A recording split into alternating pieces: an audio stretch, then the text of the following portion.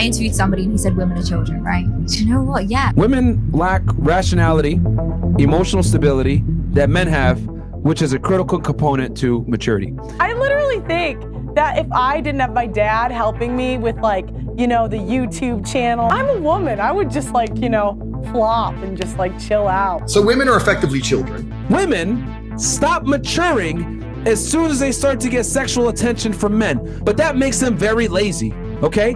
And since that makes them very lazy, there's no need to do what? Self-develop. Like, I don't know. I can't make that adult decision. I've made an adult decision to be here. This is good for me right now in this country. But long term, I don't know. How the world works, which a lot of younger women tend to not understand this because they filter things through their emotions versus ration and logic. Women have to be monitored and maintained and maintained effectively like a child would when it comes to Not child. like a child. Yeah, same, exactly the same. So I have to find someone who I can trust enough to say, Leia, we're living there. I'll be like, okay, thank God you chose. Because I don't know. This is why they say, oh, she's pretty but dumb. I want to get your advice on me. Yeah. Okay. 42, single, successful, millionaire.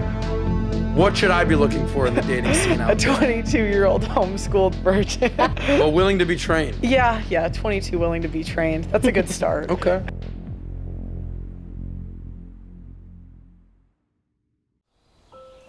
In recent years, there has been something of a cultural swing back to making women feminine again. I think this is down to several things. Firstly, women naturally feeling like they might have to give up aspects of their womanhood in order to have a career or be successful, and them wanting to be seen as feminine again or embrace their femininity. I think also, you know, the general resentment of feeling like a lot of the cultural messaging is telling us that femininity is naturally weak.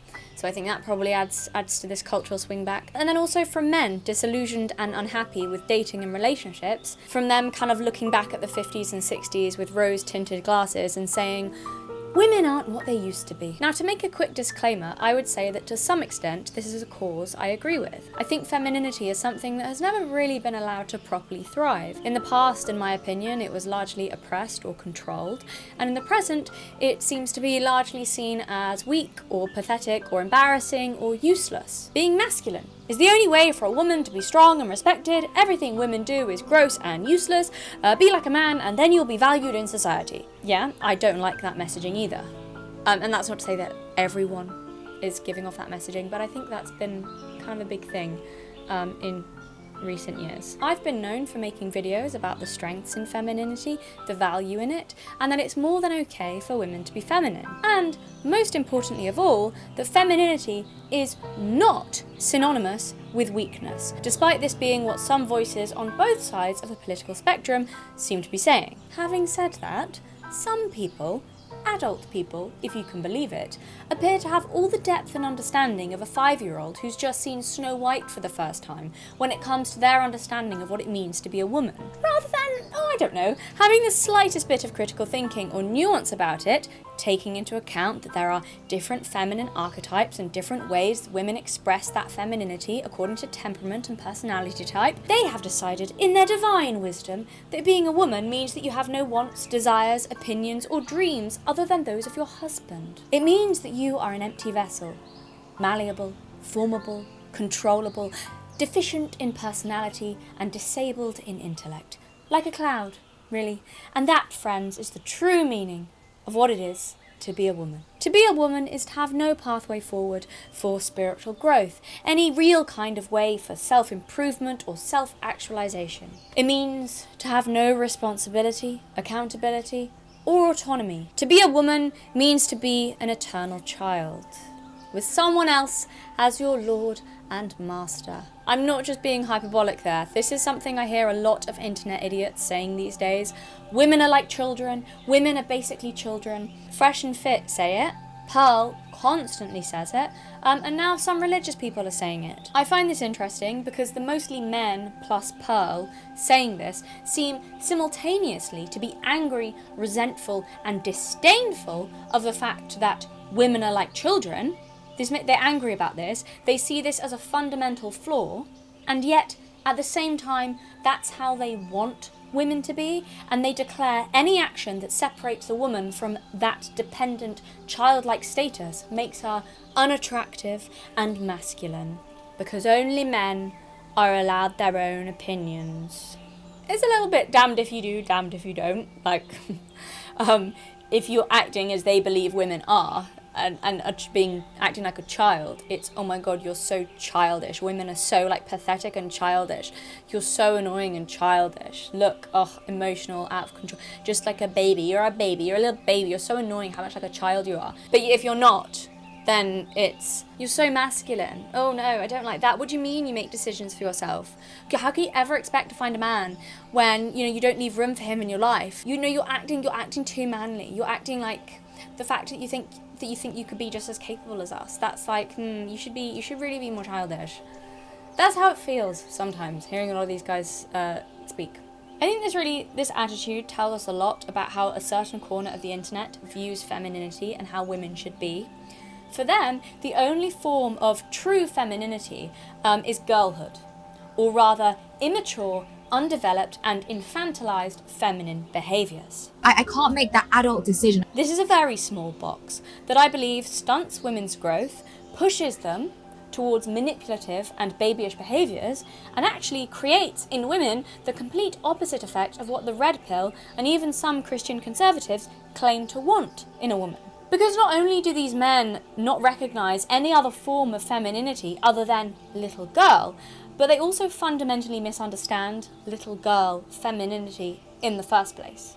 I touched on this in my last video, Ariana Grande and Disney Princess Syndrome, a cautionary tale of immature girlhood. And though you can watch this video without having seen that one will be linked because it does have additional context and may widen your understanding of my point a little bit.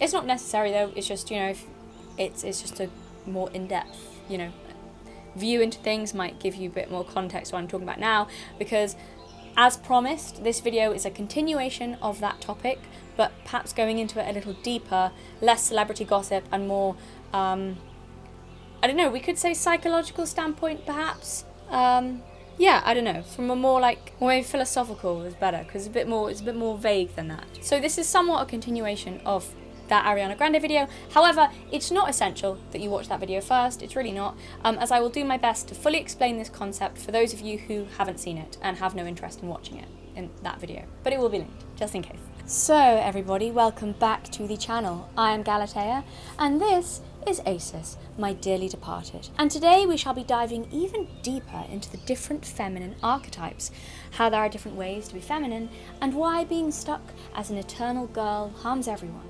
including yourself.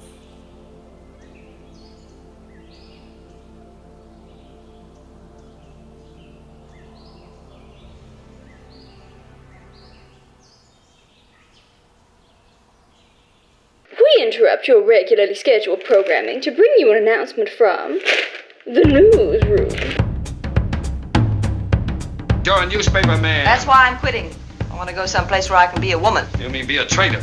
A traitor to what? Traitor to journalism. You're a journalist, Hildy. News is a serious business, but sometimes journalists in search of a good scoop aren't clear about their biases. Why, those funny little things called algorithms can have a poor guy or gal stuck as a stick in the mud where the only news they come across confirms their own preconceived ideas. If left untreated, they could even be pushed to extremes and develop a condition known as ideological brain rot, where it could even convince a poor fella into believing a little lady like me doesn't have the mental capacity to be a serious journalist. That's where Ground News, today's sponsor, can help you out of a mental tight spot. Well now, Ground News is an app and website that gathers related articles from across the world into one place, gives you context about each source's political leaning, their reliability and factual accuracy, and their ownership.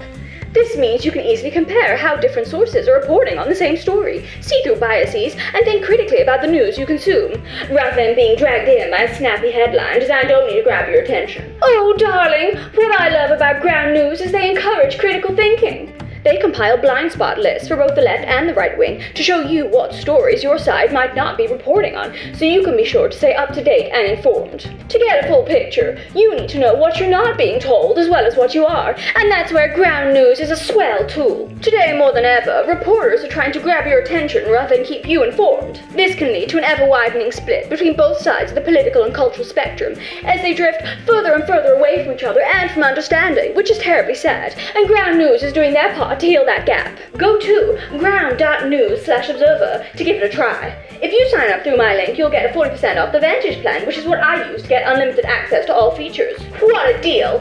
To get the scoop, go to Ground News today. That's at ground.news/observer. I know all about reporters, Walter. A lot of daffy Budinskis running around without a nickel in their pockets, and for what? So a million hired girls, motormen's wives, will know what's going on? Do you like my setup for today? So today I am dressed as the eternal maiden, the eternal girl, Persephone, goddess of springtime, who picked flowers in meadows and all that kind of thing. You know, butterflies and all the signs of youth, and I've got a little doll to show that I'm eternally a little girl, and also because Persephone is basically like the closest thing to a fairy princess in, you know, Greek mythology. So this is a fairy. Foreshadowing though, an unwilling bride. We'll get to that. Don't worry, you're wondering why I'm dressed as Persephone. It'll become clear. It'll become clear. For those of you who see my Ariana Grande video will know what I'm talking about. But, also, if you would like to follow me on Instagram, I'm going to make more, I've said this before in the past, but now I'm going to see how it goes. I'm going to try and make more of an effort adding to, updating my Instagram and making it like, you know, pretty and artsy. And I thought, because I put so much effort into my sets and the outfits, I might, you know, take nice little pictures and put it on Instagram. So, and Asus, of course, is there too, because he's an icon. So it's Galatea and Asus on Instagram.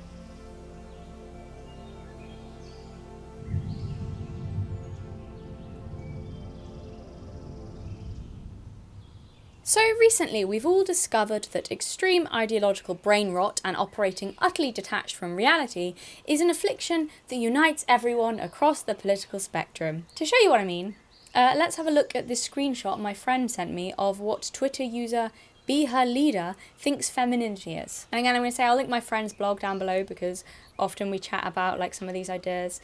And, oh, the book I'm going to go and talk about in this video, she actually got it for me because she loves it. And yeah. So it's very helpful. I'll link that down below.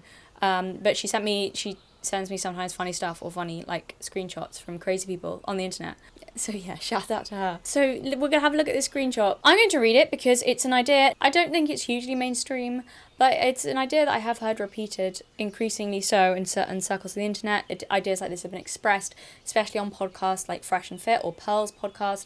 Ideas, you know, Andrew Tate will say the same thing, and he is massively successful and had a lot of fans. So these are not, no, they're not, I wouldn't say hugely mainstream, but a lot of these same ideas are somewhat becoming more popular. So that's kind of why. It's not just, I don't think this is just a representation of one like crazy person online. Although it is also that. Yeah, it's an idea I've often heard expressed in one form or another in certain red pill circles. Now, to be fair, I don't think this guy identifies as red pilled from what I understand. I think he identifies as traditional conservative Catholic who wants people to get married, which is kind of a bit anti a lot of what the red pill are saying, which is don't get married. So I don't think he identifies as red pill, but nevertheless, this is from the same mindset. So he tweeted, top 4 unattractive traits in men. 1. No determination.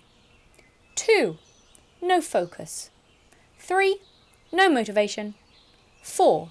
No sense of humour. I don't actually necessarily disagree with any of that. I don't know if I'd put it as the top 4 unattractive traits. I'd have to think about it. No, I think I'd come up with others that would be more unattractive to me, but whatever. I have no issue with this initially. Okay, fine. Yeah, top 4 unattractive traits in men. I don't hugely disagree. I don't have huge beef with this. Okay. Now let's get on to the top 4 unattractive traits in women. 1. Determination. 2. Focus.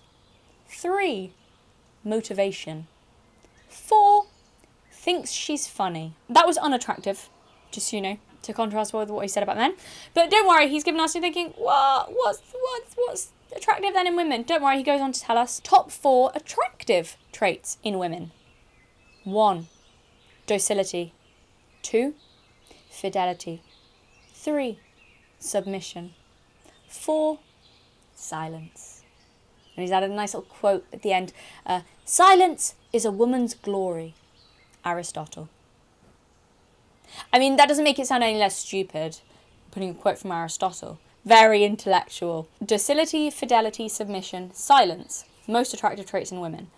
Most unattractive traits in women, Determination, focus, motivation, think she's funny. So the first thing that gets me about this, apart from the obvious that being her leader isn't exactly difficult if you're leading a blow-up doll, which as far as I can tell is exactly what he's asking for, but apart from that, the first clear problem with this tweet is this man is not just stating his preferences or what he finds attractive. It is a blanket statement of what men do find attractive and don't find attractive, and implied in this tweet is also how women should be and women should behave, as evidenced by the replies, where, amongst other things, in response to Mary Harrington asking him to just be normal, he said, "For wives, being normal means being submissive." That's just not true.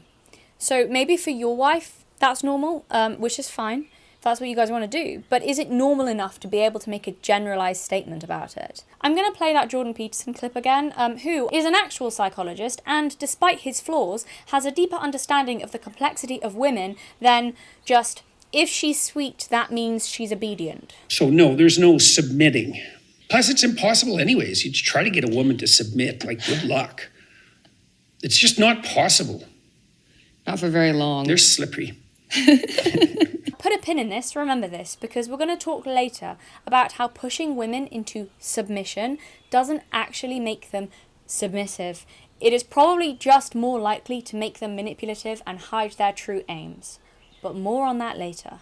So in this tweet, apparently docility, or being docile, is the number one most attractive trait in a woman. Docile. Docile, meaning something along the lines of, there's a few different definitions, but we'll go with some of these. Docile, quiet and easy to influence, persuade or control. Interesting. Or another definition we could go with, ready to accept control or instruction, submissive. Telling. I don't know, but openly admitting that easily influenced and controllable is your number one most attractive trait in a partner seems like it would reveal a lot of unsavory things about your personality. And I don't want to jump to conclusions here, but it also makes me think that your self-esteem, confidence, and belief in yourself really isn't that high. Is it just me? Genuinely. This seems like a really embarrassing thing to openly admit. That's your number one most attractive trait in a woman, is how easily influenced and controllable she is. Are you kidding? You should, cry with how embarrassing that is that people know that about you. Sorry, no judgment, like what you like, but also, that's a bit embarrassing. No offense, just a little bit. But really, I mean, come on, this is the male version of those women who say things like, if you can't handle me at my worst, you don't deserve me at my best. It's my way or the highway. I'm not a bitch, I just know what I want, and my man, he better give it to me. He better treat me like a princess and never tell me no. That is how you sound. Same energy. It's not attractive when women or men have this attitude. You come across like you're someone so fragile that you couldn't handle a disagreement and would have a tantrum like a toddler at the mildest hit to their ego. That's my immediate first thought when reading something like that. Like, you don't want a partner, you want a worshipper who never expresses independence of thought. Like, you would resent her individuality and personality because, what, she's just supposed to be a silent extension of you? Also, I don't know, does this sound appealing? To some men it will, but again, everyone's different and has different preferences. But, those traits, do they sound appealing to, to have a life partner and raise a family with and, take on life with? Someone who's unfocused, unmotivated, undetermined, doesn't think she's funny, silent, submissive, docile. Obviously fidelity, fine, got no problem with that one. But it sounds like you're trying to parent with another child. I think really one of the most embarrassing, the whole thing is embarrassing, let's be real. But one of the most embarrassing things about this tweet, I think, is the thinks she's funny part, after saying that it's important for men to have a sense of humour. I feel like that tweet taken on its own might not sound that bad, you don't want someone who thinks she's funny, but the fact that that's meant to be run parallel to when he said that men should have a sense of humour, but women think she's funny, that just, I don't know, I feel like it's a little bit more revealing. It reminds me of that old saying that women are afraid men will kill them, men are afraid that women will laugh at them. That's immediately what I thought of. The fact that you put that as one of the top most unattractive things makes me wonder what you're so scared of being laughed at for. And look, maybe he just means he doesn't want someone really loud and abrasive with, I don't know, like Amy Schumer type jokes, who thinks being vulgar and bitchy is the same as being funny. That's possible that that's just what he meant. But whether you mean to or not, this tweet is signalling that you're the type of guy who, if a woman made a light-hearted joke at his expense, would fly off the handle at the hit to his ego. Like so many alpha males spotted throwing tantrums these days. Men don't have tits! And look, this is one of my main points. This man is allowed to find whatever he wants, attractive or unattractive. Kind of a cringy tweet, but he's allowed to find whatever he wants, attractive or unattractive. But he speaks as if he speaks for all men. This is a universal truth. Correct me if I'm wrong, but I genuinely don't even think he speaks for most men. Just think about it for a moment. Seriously, I want you to really think of how a man describes a woman that he is attracted to, and ask yourself if he would use any of the words on that list. Fidelity, maybe, but even then, I wouldn't say that's like an attractive trait. Like, it's a good character trait, like a good, promise that you made to someone, like loyalty. But yeah, sure, fine, whatever, that one. Fidelity maybe, but like the rest? I'll put it this way. Henry VIII didn't tear apart the church and divorce his wife because Anne Boleyn was docile and silent. In fact, I have literally never heard any man describe any woman he's attracted to as docile and silent. Words like witty, exciting, interesting, fun, and wow get used a lot more often. Let's stay attached to reality, please. Maybe you'll also hear words like sweet and charming and delightful, but I have never heard any man say anything even remotely similar to, oh, she's so easily influenced, docile, like a child, she'll believe anything I say. Zero personality, just so controllable and silent. I can see guys describing, like, maybe, oh, she's really sweet and she's a bit shy. But, like, that's not, they're like, there's always something more there to get to know. Like, it's not like, oh, she's so docile. I don't know, it's normally like, oh, she's so alive, she's got such a spark, oh, she's so different to anyone. She's really sparky and, like, so much life, and she's so different and exciting. And, I mean, that's more what you'd hear. Docile and silent. And by the way, he's not talking about good traits in a wife, which, honestly, I would still find weird as good traits in a wife, but that makes it a little bit more understandable. But he's tweeting, the tweet is talking about what men find attractive. I'm not being funny, please, but listen to me, girls. I genuinely think this is the worst advice ever if you want to be attractive to men. I don't know, maybe I'm completely far off base there. Men, let me know. Obviously, everyone's gonna have different tastes, but, like, seriously. I mean, in fact, I would say this is brilliant advice. His advice is brilliant advice if you want to come across as incredibly boring and unappealing. And, like, flat. Like, really, this is like the type of advice that Pearl would give. And if you're taking advice on how to attract a man from her, you are truly lost. It just amazes me how she speaks like she's the authority on what men find attractive when... Don't make me say something bitchy. This is not, the more I hear what some of these people are saying, they're not talking about what makes a woman attractive. They're not. They're talking about what makes a woman controllable. Like, that's very clear in those tweets. It's blatant as anything. I don't even really believe that guy who tweeted that, I really don't even believe that that's... I think he's tweeted that to be inflammatory and also to kind of push forward his, like, his point, his agenda that, women should defer to a man always and do what they're told, and the man's in charge all the time. And I wouldn't believe him if he were to actually say, like, that's what he found most attractive in his wife, was, like, how, like, docile and silent she was. I would believe if he was like, oh, she's so sweet and kind and soft and like, fine, I completely believe that, but that's not what you're saying with, like, docile and silent. It's just, and she's not unmotivated and unfocused and all of these weird things. So seriously, any young women or girls who are worrying about being unattractive because you have a personality and online rhetoric has made you think that men hate that, this is not real life. It's not the real world. It's not reality. And also, this man, who I believe used to teach at Eton, has also made tweets describing women as halfway between a man and a child, which is an interesting insight into his preferences. I'm joking, okay, I'm joking. I mean, come on, what do you expect when you tweet that? But I'm kidding. But seriously, this proves my point. As in, women are halfway between men and children because we're, like, I suppose, half the intellect, half the logic, so like emotional children, which that's not even scientifically true. I can't stand this thing of like that women are more irrational and illogical. No, just think in different ways. But you know, it, like I said, this proves my point. These men want childlike women. They see us as deficient, incomplete men, flawed versions of men. They believe the only form of femininity is immature girlhood. They go and tweet about it, and then they wonder why their movement is failing, why they aren't appealing to young women, why women are incentivized to react against this, and why they're losing the culture war. And they're not gonna win any supporters with that kind of thing. It's not a very strategic move. You are aiding the extreme feminism you claim to hate when you push ideas like these and tweet things out like that. Genuinely, this tweet makes me want to dye my hair blue and live in a lesbian commune raising cats rather than children. And also, speaking of being childlike, I think it's ironic that as a man, you would marry a woman who is naturally docile, submissive, and silent, and simplistically assume that's the default state of all women, rather than, oh, I don't know, your individual wife's temperament and personality, which he likes and is attracted to.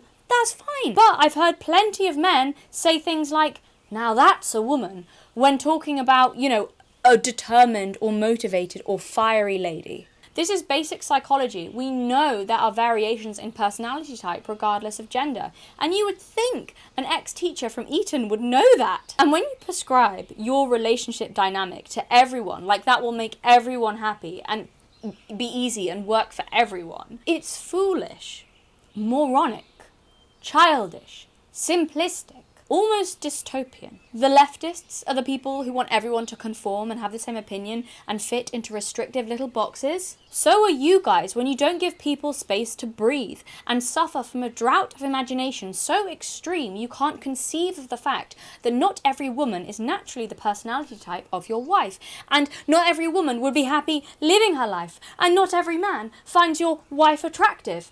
Beautiful as I'm certain she is. But that still stands and it's still true. It's so conformist and authoritarian and creepy. Now, before anyone comes back with, you know, saying, men can have preferences, men are allowed to want soft, feminine women who aren't obnoxious to them, I never said they weren't allowed that. I'm not saying they have to put up with an unforgiving harpy, but there is a middle ground between that and an obedient sex doll. Just like for women, if you don't want a domineering, violent, controlling boyfriend, that also doesn't mean the only other alternative is a pathetic wet lettuce who can't tie his own shoelaces without your permission. There is a middle ground. I think most people probably fall in the middle ground. Any actual traditional religious person who hasn't been lost in materialism and online brain rot, however adamant on gender roles they are, would still agree that motivation, determination, and focus are necessary and useful in being a stay-at-home mother. How are you supposed to raise kids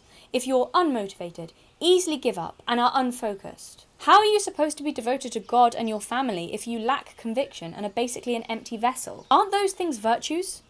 Determination, motivation, focus? Sense of humour?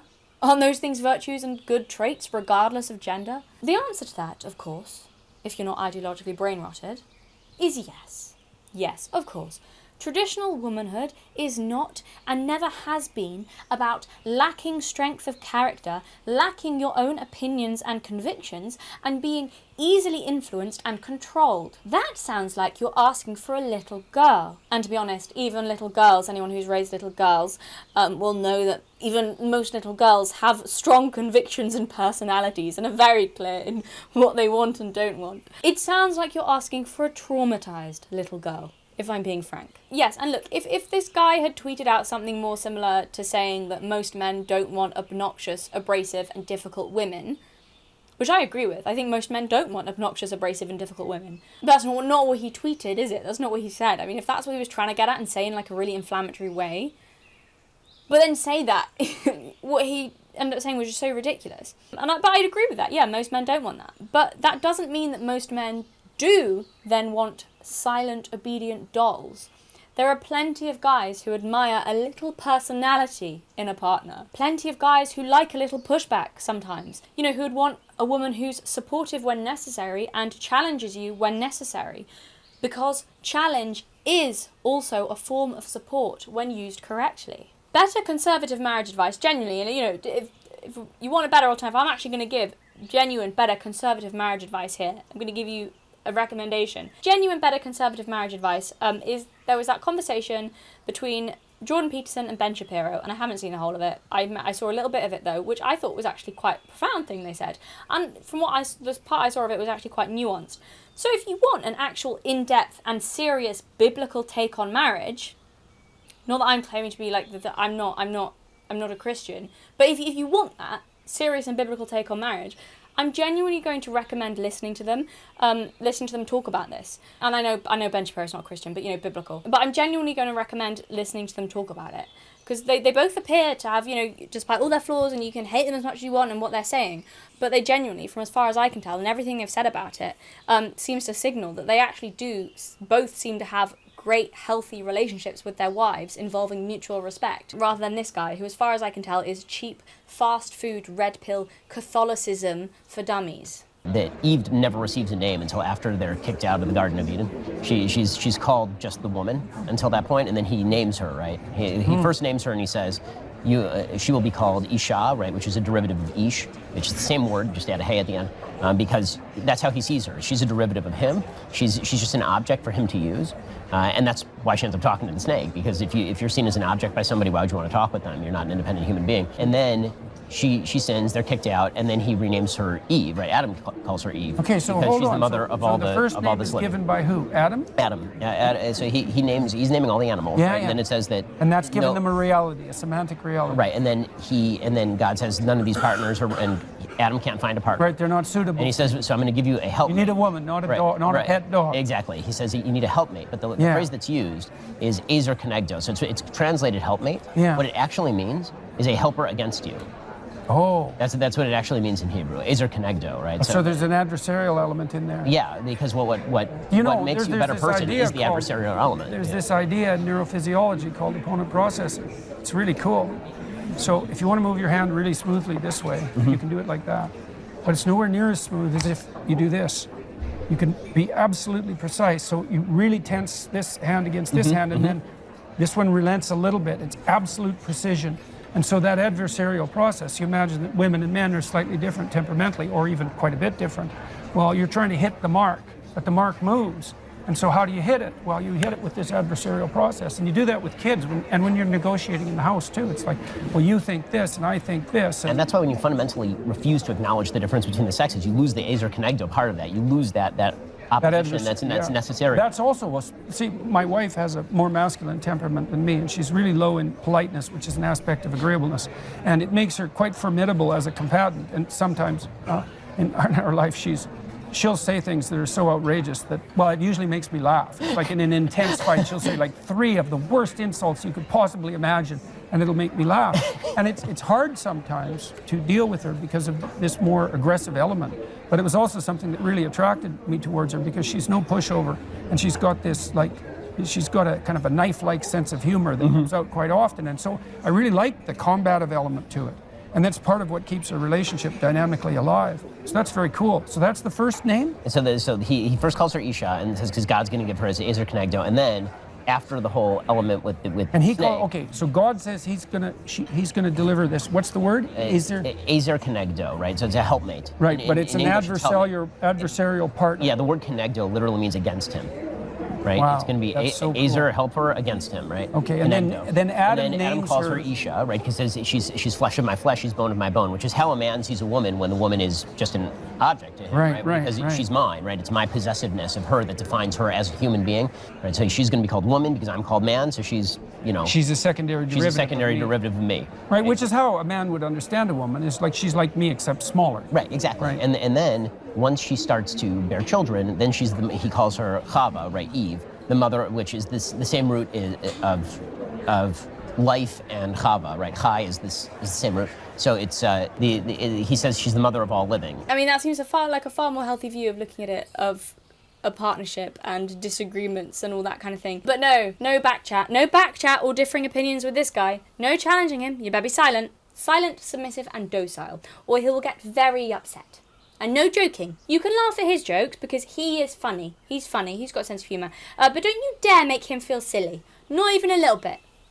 Not even a little bit. Don't you dare. And the silence part is what gets me. I mean, I don't really understand what if he's just trying to be inflammatory and say not really loud and abrasive and obnoxious, but do you not want to have meaningful conversations with your partner? Isn't that one of the key things of a relationship? Someone to discuss, ideas and interests in life with. To me, it just reads. I'm not saying this is necessarily true, but it immediately just reads like he's terrified a woman is going to verbally outclass him. It just seems so insecure. I know that's thrown around a lot, but it really does, this tweet. Like, why would you want to be with someone for years to life if you can't talk to each other? And I know some people have said that by this he means just don't be a shrieking harpy. Then say that, because there's a world of difference between not being a shrieking harpy and being silent. Like, I'm getting annoyed. I'm getting quite annoyed now at people who say that feminism is a man-hating ideology and then support tweets like these. Imagine if I tweeted out that men should be silent. Just be silent, men. Just, men, be silent. And I know some women do tweet that, and it's annoying. And this is also annoying. And by the way, just as a key point, I think silence is valuable for men and for women. I think everyone can learn wisdom from silence and listening. You learn and observe, and it's good to be quiet sometimes and interested in the other person and not take up too much of the spotlight. I say as I've literally got spotlights on me because I'm a YouTuber. Okay, but that wasn't the tone of this tweet, was it? That wasn't what the tone was. Whether he intended it or not, the tone was very much, women, shut up and do as you're told. How he's making it sound to be in a relationship with him sounds like you'd better be staring at him wide-eyed, adoringly, all the time. No pushback or humour allowed. Like, it sounds like he's asking for a worshipper, not a partner. This is a far cry from saying you find soft, feminine women attractive. That's fine, whatever. That's not what he's saying. Silent and docile are not synonymous with soft and feminine. That's like a woman saying she's attracted to masculine men and that being equated to domineering and violent. Not the same. So, now that I've offered my opinion that this is a fundamental misunderstanding of femininity, shall we get into discussing different expressions of archetypal femininity and what I think is going on here?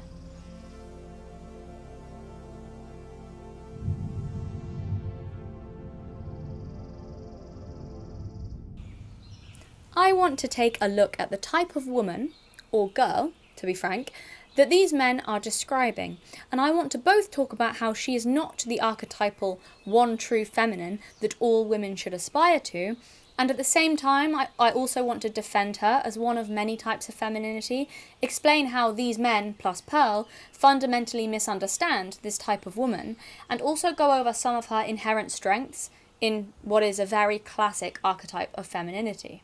So I believe what is being described by many of these men, a malleable, unsure, docile, shy, and ready to be formed by him woman, is not, in fact, a woman. What they are describing is mental girlhood, not womanhood. Specifically, the early stages of puberty are when many girls feel this way, when they don't really know who they are yet. And there is nothing wrong with that stage, any more than there is anything wrong with a young man going through a Peter Pan stage, a reckless Peter Pan stage. The problem is when you stay there. The problem comes when men are trying to keep women emotionally and mentally immature, stunting our growth from becoming self-actualized adults, and then gaslighting us that this is what it truly means to be a woman. They know what it truly means to be a woman, apparently. They've got some deep inherent understanding what it means to be a woman. Yeah, and they'll tell us what it is, and, it means all of those things they said. Yep, and they tell us that the growth and self-development and self-responsibility are not for us.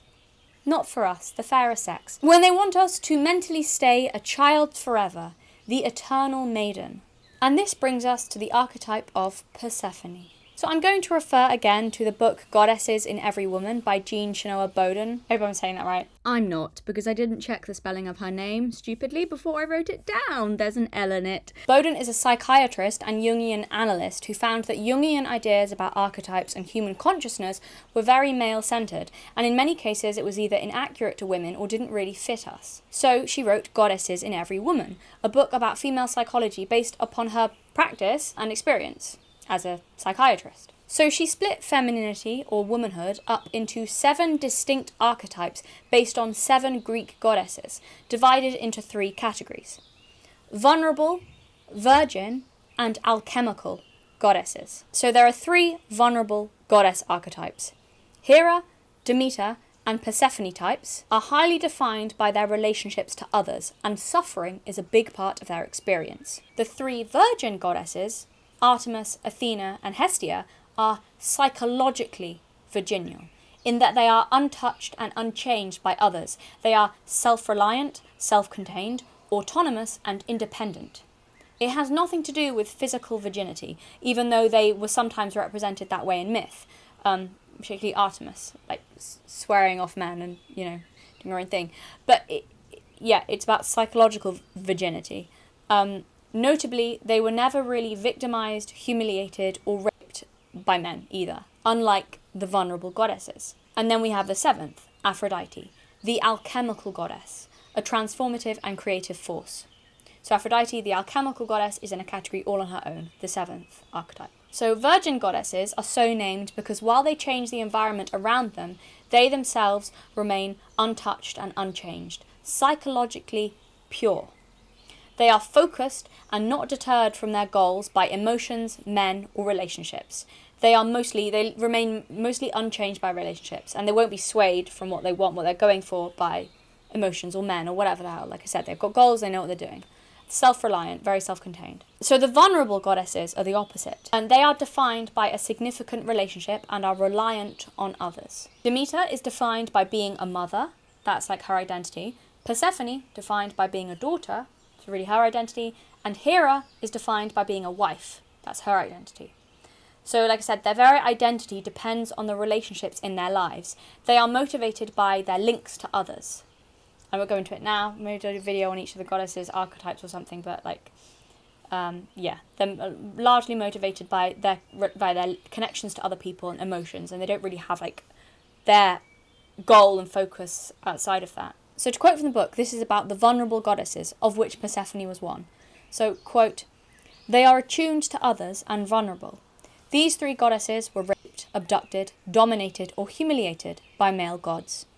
Each suffered in her characteristic way when an attachment was broken or dishonoured, and showed symptoms that resembled psychological illness.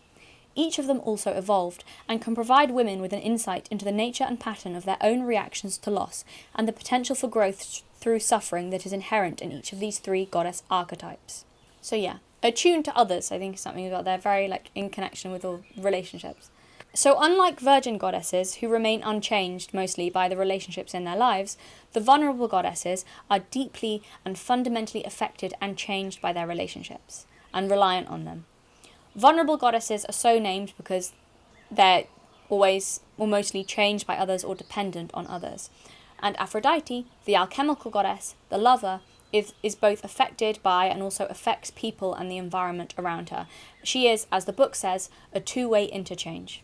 Okay, so now don't be thrown off by dismissing the wisdom here because you're put off by the personification of goddesses in this book. It's not literal, and it's not claiming to be literal. These 7 goddesses are 7 behaviours or instincts or personalities that we see in women time and time again, like again and again and again. Think of the goddesses as the purest forms of these behaviours. So these 7 different kind of personality archetypes distilled to their very essence. The patterns in women, in how women behaved or women acted, came first. The goddesses in Greek myth were born from our collective observation that these patterns repeat in different women over and over and over again.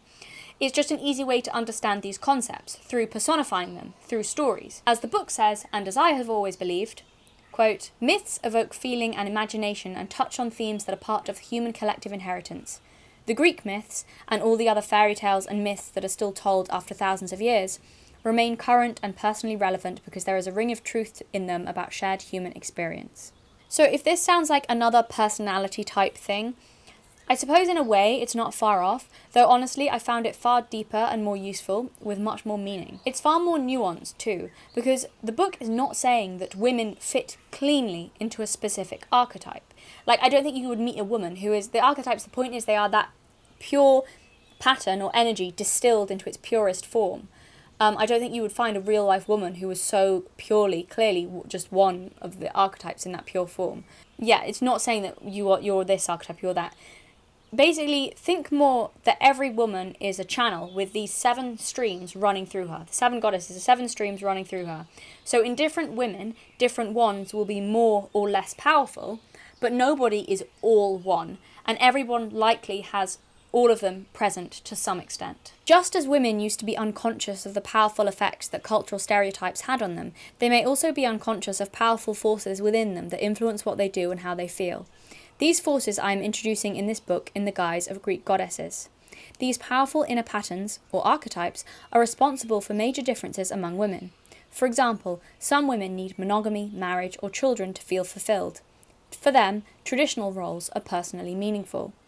Such women differ markedly from another type of woman who most values her independence as she focuses on achieving goals that are important to her, or from still another type who seeks emotional intensity and new experiences and consequently moves from one relationship or one creative effort to the next. Yet another type of woman seeks solitude and finds that her spirituality means the most to her. What is fulfilling to one type of woman may be meaningless to another, depending on which goddess is active. Moreover, there are many goddesses in an individual woman. The more complicated the woman, the more likely that many are active within her. So the point of this is it's not really about classifying yourself. You know, like, I'm an Aquarius, guys. It's not about that. It's more about understanding your own unconscious drives and the flaws or gifts that you're more or less susceptible to. And all of them, all of the goddesses, all of the archetypes, are useful in different ways. They also represent mostly different stages of life and will be more or less present in those stages. So Demeter is the mother, Persephone is the daughter, Hera is the wife and the queen, Aphrodite is the lover, Artemis is the big sister and competitor, Athena is the strategist, and Hestia is the hearth-keeper. So bear with me because this initially might sound a little bit like woo-woo spirituality, but I promise you that despite some of the language, even if you are a very grounded and fact-based person, if you stick with me and let me explain some of these ideas, I think you'll find value in them, even if you think that archetypes, mythology, and the soul have no place in thinking about the human mind. Knowledge of the goddesses provides useful information for men too. Men who want to understand women better can use goddess patterns to learn there are different types of women and what to expect from them. They also help men understand women who are complex or who appear to be contradictory. So I'm actually going to second this. I'm not a man, but the book did help me better understand myself or conceptualize it. So as stated, the archetype we will be talking about today is Persephone, the daughter, the maiden, the girl. She is the youngest and arguably the most vulnerable of the vulnerable goddesses. This is an archetype that I have a complicated relationship with because in the past I've been really scornful of her, yet also influenced by her in equal measure. So when I was reading this book, and this is just my own assessment of myself, the 2 archetypes I saw the most of myself in were Persephone and Artemis. In equal measure. That's not to say that I just saw those 2 types in me. I didn't. I saw other types as well. But those 2 were the strongest. Very definitely, I think. I couldn't tell you which is the most dominant in me out of the 2 of them. I'd say on YouTube the persona is definitely more Artemis, especially if I'm being critical or sarcastic, or like in some of these videos. But that's just camera presentation and not fully representative of who I am. So as I mentioned in my last video, the Persephone archetype has a lot in common with Disney princess syndrome. And if, in my last video, I sounded very judgmental and harsh on the Persephone archetype, and I even said that in the video that I was being very harsh and judgmental about Disney princess syndrome or Persephone archetype, that was mostly because I was going through the negative aspects of Persephone, of stunted Persephone, performative Persephone, and her shadow aspects of immaturity, indecisiveness, and unwillingness to connect with reality. And also the cautionary tale of what happens if you're stuck in Persephone or Disney princess mentality for too long. However, like all of the goddess archetypes, Persephone archetype itself is not inherently negative. It only becomes negative when applied inappropriately. In its place, it can be hugely positive. So take heart, those of you heavy in Persephone archetype. It's not a flaw in you, it's not a flaw. It can be if left undeveloped, but there is nothing wrong with the essence of it. And so we're gonna get onto this because the more I read about Persephone, the more I realized how much of her I had in me. Or at least I certainly did as a child. So I can't talk about this fully without getting personal about it, as I think I can give some level of insight into Persephone from the inside.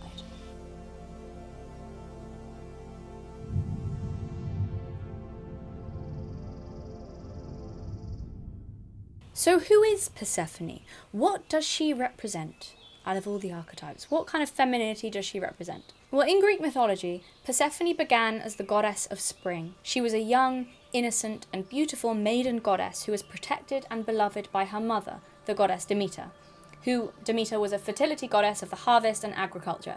Demeter is basically the archetypal mother, pretty much the closest that the Greek pantheon has to an earth or nature goddess. Persephone is also known as the core, which means the girl. This points to her nature as a naive maiden goddess. As the myth goes, one day, as she was picking flowers in a meadow with other maidens, the god Hades, infatuated by her, appeared from a chasm in the earth, and raped and abducted Persephone, taking her to the underworld. This was allowed by Zeus. Demeter, her mother, wandered the earth looking for her daughter.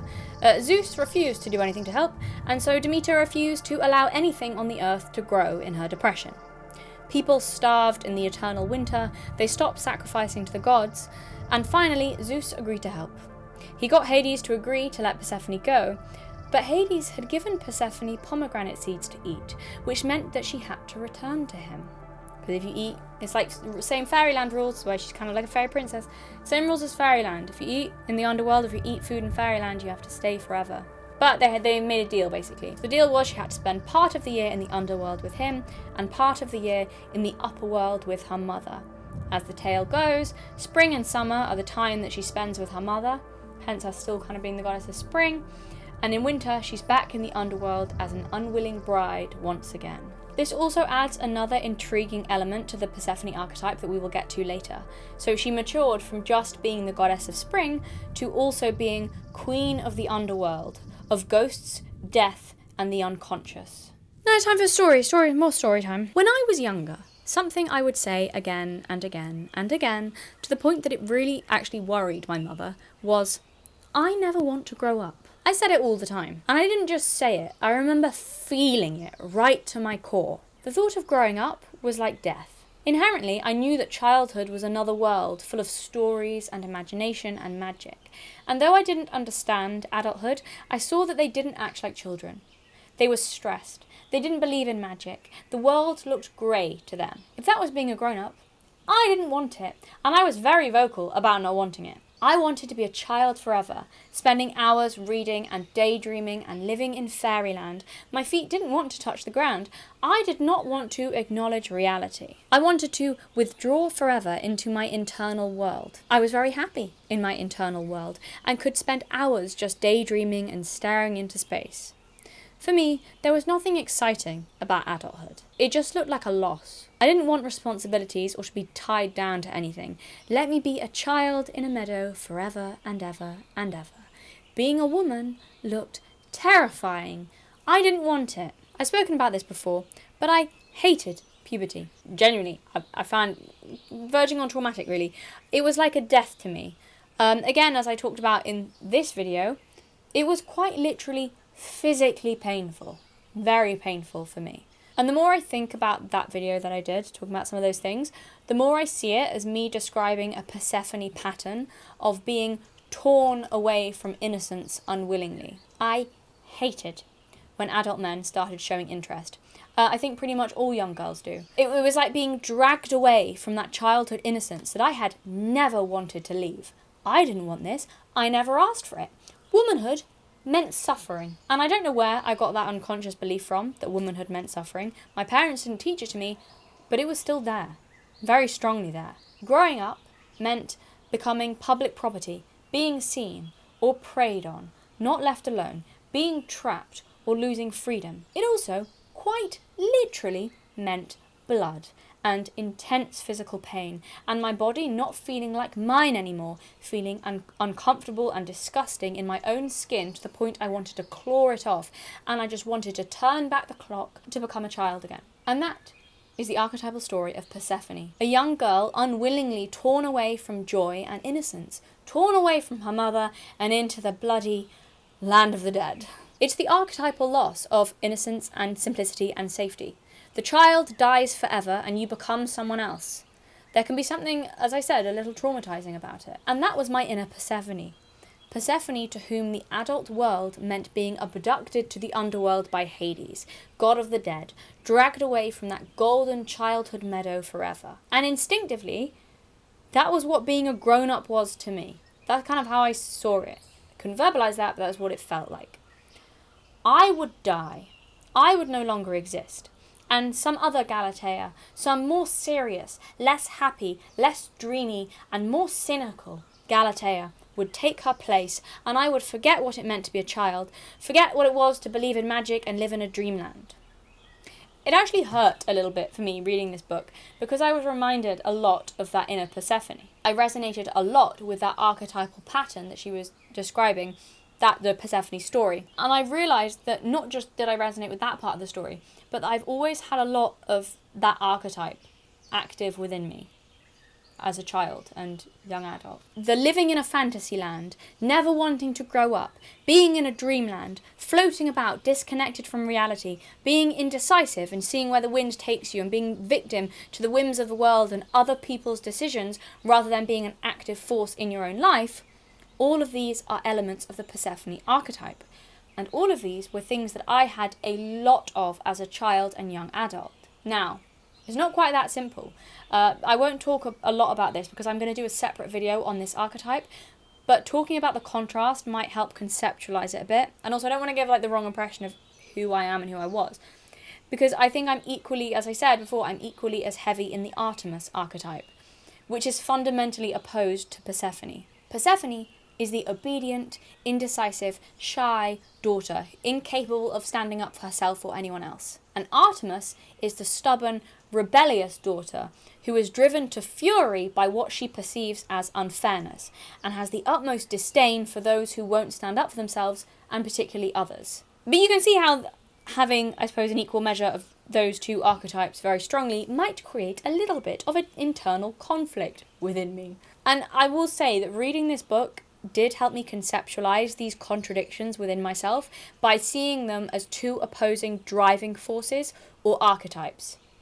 And I gave a name to them and helped me go, oh, that's why I'm so split on some things.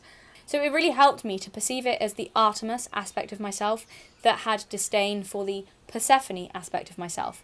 And when I saw them as archetypes, I immediately understood why these two sides of me were in constant struggle. And I think you can see me struggling with that contradiction a lot in this video, that same video, when I talked about my issues setting boundaries as a teenage girl. That's a very Persephone trait, and as a kid. But also at the same time, even though I've really struggled with setting boundaries and advocating for myself, at the same time how I never had a problem standing up to obvious aggression. I think especially as a child, I very much on the surface presented as a Persephone child, Persephone archetype. But anger would trigger that Artemis archetype in me big time, which would often shock people, actually. I had a lot of times where people would think that I was one way, really quiet, shy, easily led, controllable, influenced, pushover, and I would just snap. And there was a few occasions where I think people were really, really actually shocked. But yeah, there's a bit of a contradiction. So Artemis is the archetypal big sister, which is probably a lot why I think I relate to that. Why I think that that archetype was activated in me in the first place, because I do have 3 younger siblings.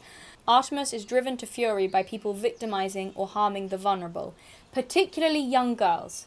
And even in the myth we see how she swears off men, she runs off into the woods, and young girls women only can join her hunt, and they run wild, So Artemis is driven to fury by people victimizing or harming the vulnerable, particularly younger girls.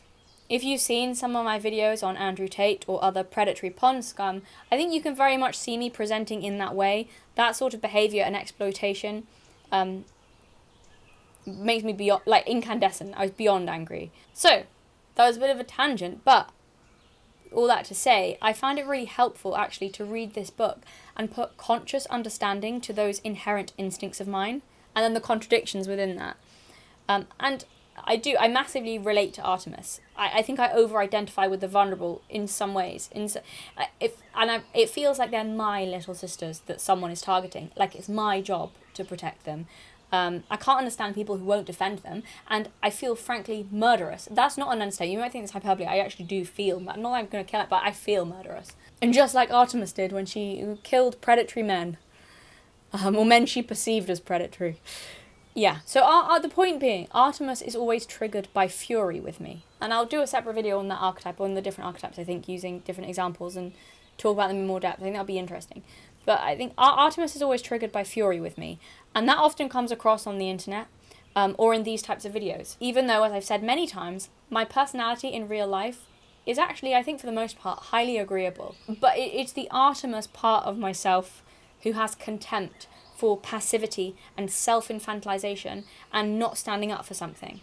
That is my annoyance at the classic Disney princess, Disney princesses that I've spoken about in the past. And then, of course, I was confronted with myself. In reading this book and in really thinking about it, I have to come to terms with the fact that not only do I have a big dose of Artemis, an archetype that I'm proud of and can respect, but I have an equal amount of Princess Persephone tendencies, an archetype that I struggled to like and struggled to respect. And I think that's probably partly because I found myself hurt when in response to a threat I've acted as Persephone rather than Artemis. It's ended up with me getting hurt. Again, as explained in this video. I won't go over it all again, but the person I was always the most angry at for that whole situation was myself, for allowing myself to behave like a passive victim, allowing someone else's will to dominate mine, and giving him, not wanting to upset someone, and allowing that, rather than speaking up for myself. But unfortunately, in that moment, that specific moment, I wasn't angry, and thus I was unable to access Artemis. The archetype, that Artemis aspect. I was unable to access it. I think that was always how it was for me as a child and as a teenager. I was perfectly capable of setting boundaries and advocating for myself and others and not allowing anyone to disrespect me. But I could only do it if I was angry. Otherwise, self-protection was totally out of reach for me, and my throat closed up and I couldn't say a word, and I would be painfully shy again, incapable of defending myself. Anger was my friend as a kid. And I think that's the reason. I trust the Artemis archetype. I can rely on it. I can rely on her. I trust her to protect myself and others. My own internal big sister, Artemis, has never let me down. I don't trust Persephone. I'm probably angry at my inner Persephone because she got me hurt. She's helpless and pathetic and useless and flaky and wishy-washy and passive and lets people walk all over her and cannot be depended on. So in some ways, that analysis is fair, and in some ways it isn't fair. Because Persephone has her strengths too, and in different situations it is better for dreamy, childlike and adaptable Persephone to take the lead. And yes, just to reiterate again, I am talking in terms of two internal instincts, or personality types, or that's kind of a bit different because that implies only that everyone only has one personality type. It's more two internal instincts. I'm talking in terms of that rather than not like actual goddesses. But it helps, as I said, to conceptualize it this way, especially when you have the context of the wider myths. It's like a shorthand to understanding those internal drives. It helped clear up confusion for me for why my personality seemed to have such a huge contradiction and was pulling me in two different directions. As the book says, the goddesses are powerful, invisible forces that shape behaviour and influence emotions. When she knows which goddesses are dominant forces within her, a woman acquires self-knowledge about the strength of certain instincts, about priorities and abilities, about the possibilities of finding personal meaning through choices others might not encourage. Goddess patterns also affect relationships with men. They help explain some of the difficulties and affinities certain women have with certain men. Which goddess is the unseen impetus propelling a woman towards a particular type of man? She cannot resist living out a pattern determined by an underlying goddess archetype until she is conscious that such a pattern exists and seeks to fulfill itself through her. In other words, until you make the unconscious conscious, it will rule your life and you will call it fate. There's a Jungian quote for you. That might actually be my favourite Jungian quote, about how we will always be slaves to our unconscious drives and motivations until we become aware of them and seek to understand them and why they are there. So I really do recommend reading this book yourself if this video or my Ariana Grande video is interesting for you. I certainly found it personally helpful. It gives a structure to your unconscious drives. And for me, reading the book Many types of relationships and behaviours that it describes are familiar to me, both positive and negative, and I see many types of women here. These archetypes are inherently familiar to me, and I'm sure they will be to you if you read it. I've seen them all my life, repeated in other women and in myself. And if you read it, you probably will too. I think it also can help sometimes reading and understanding why certain types of women might clash, because you see it as like this archetypal struggle going on, and what different driving forces are with some of them, why that, you know, might lead to, even well, me internally, I suppose, probably on a bigger scale, Artemis women and Persephone women might have issues with each other in some ways. If the Artemis woman sees the Persephone woman as just a bit too pathetic, that's going to be something that plugs her in. So it's interesting. So, and I say, if you don't like thinking in terms of archetypal relationships or types, you can think of them as patterns instead. That's basically what an archetype is. It's just a pattern, a profound pattern that we see repeated again and again. So, as I said, I find it really helpful to think of it in terms of the archetypal Persephone and the archetypal Artemis wrestling for control over my actions. Neither one is more me than the other. Both are inherent. Both are me.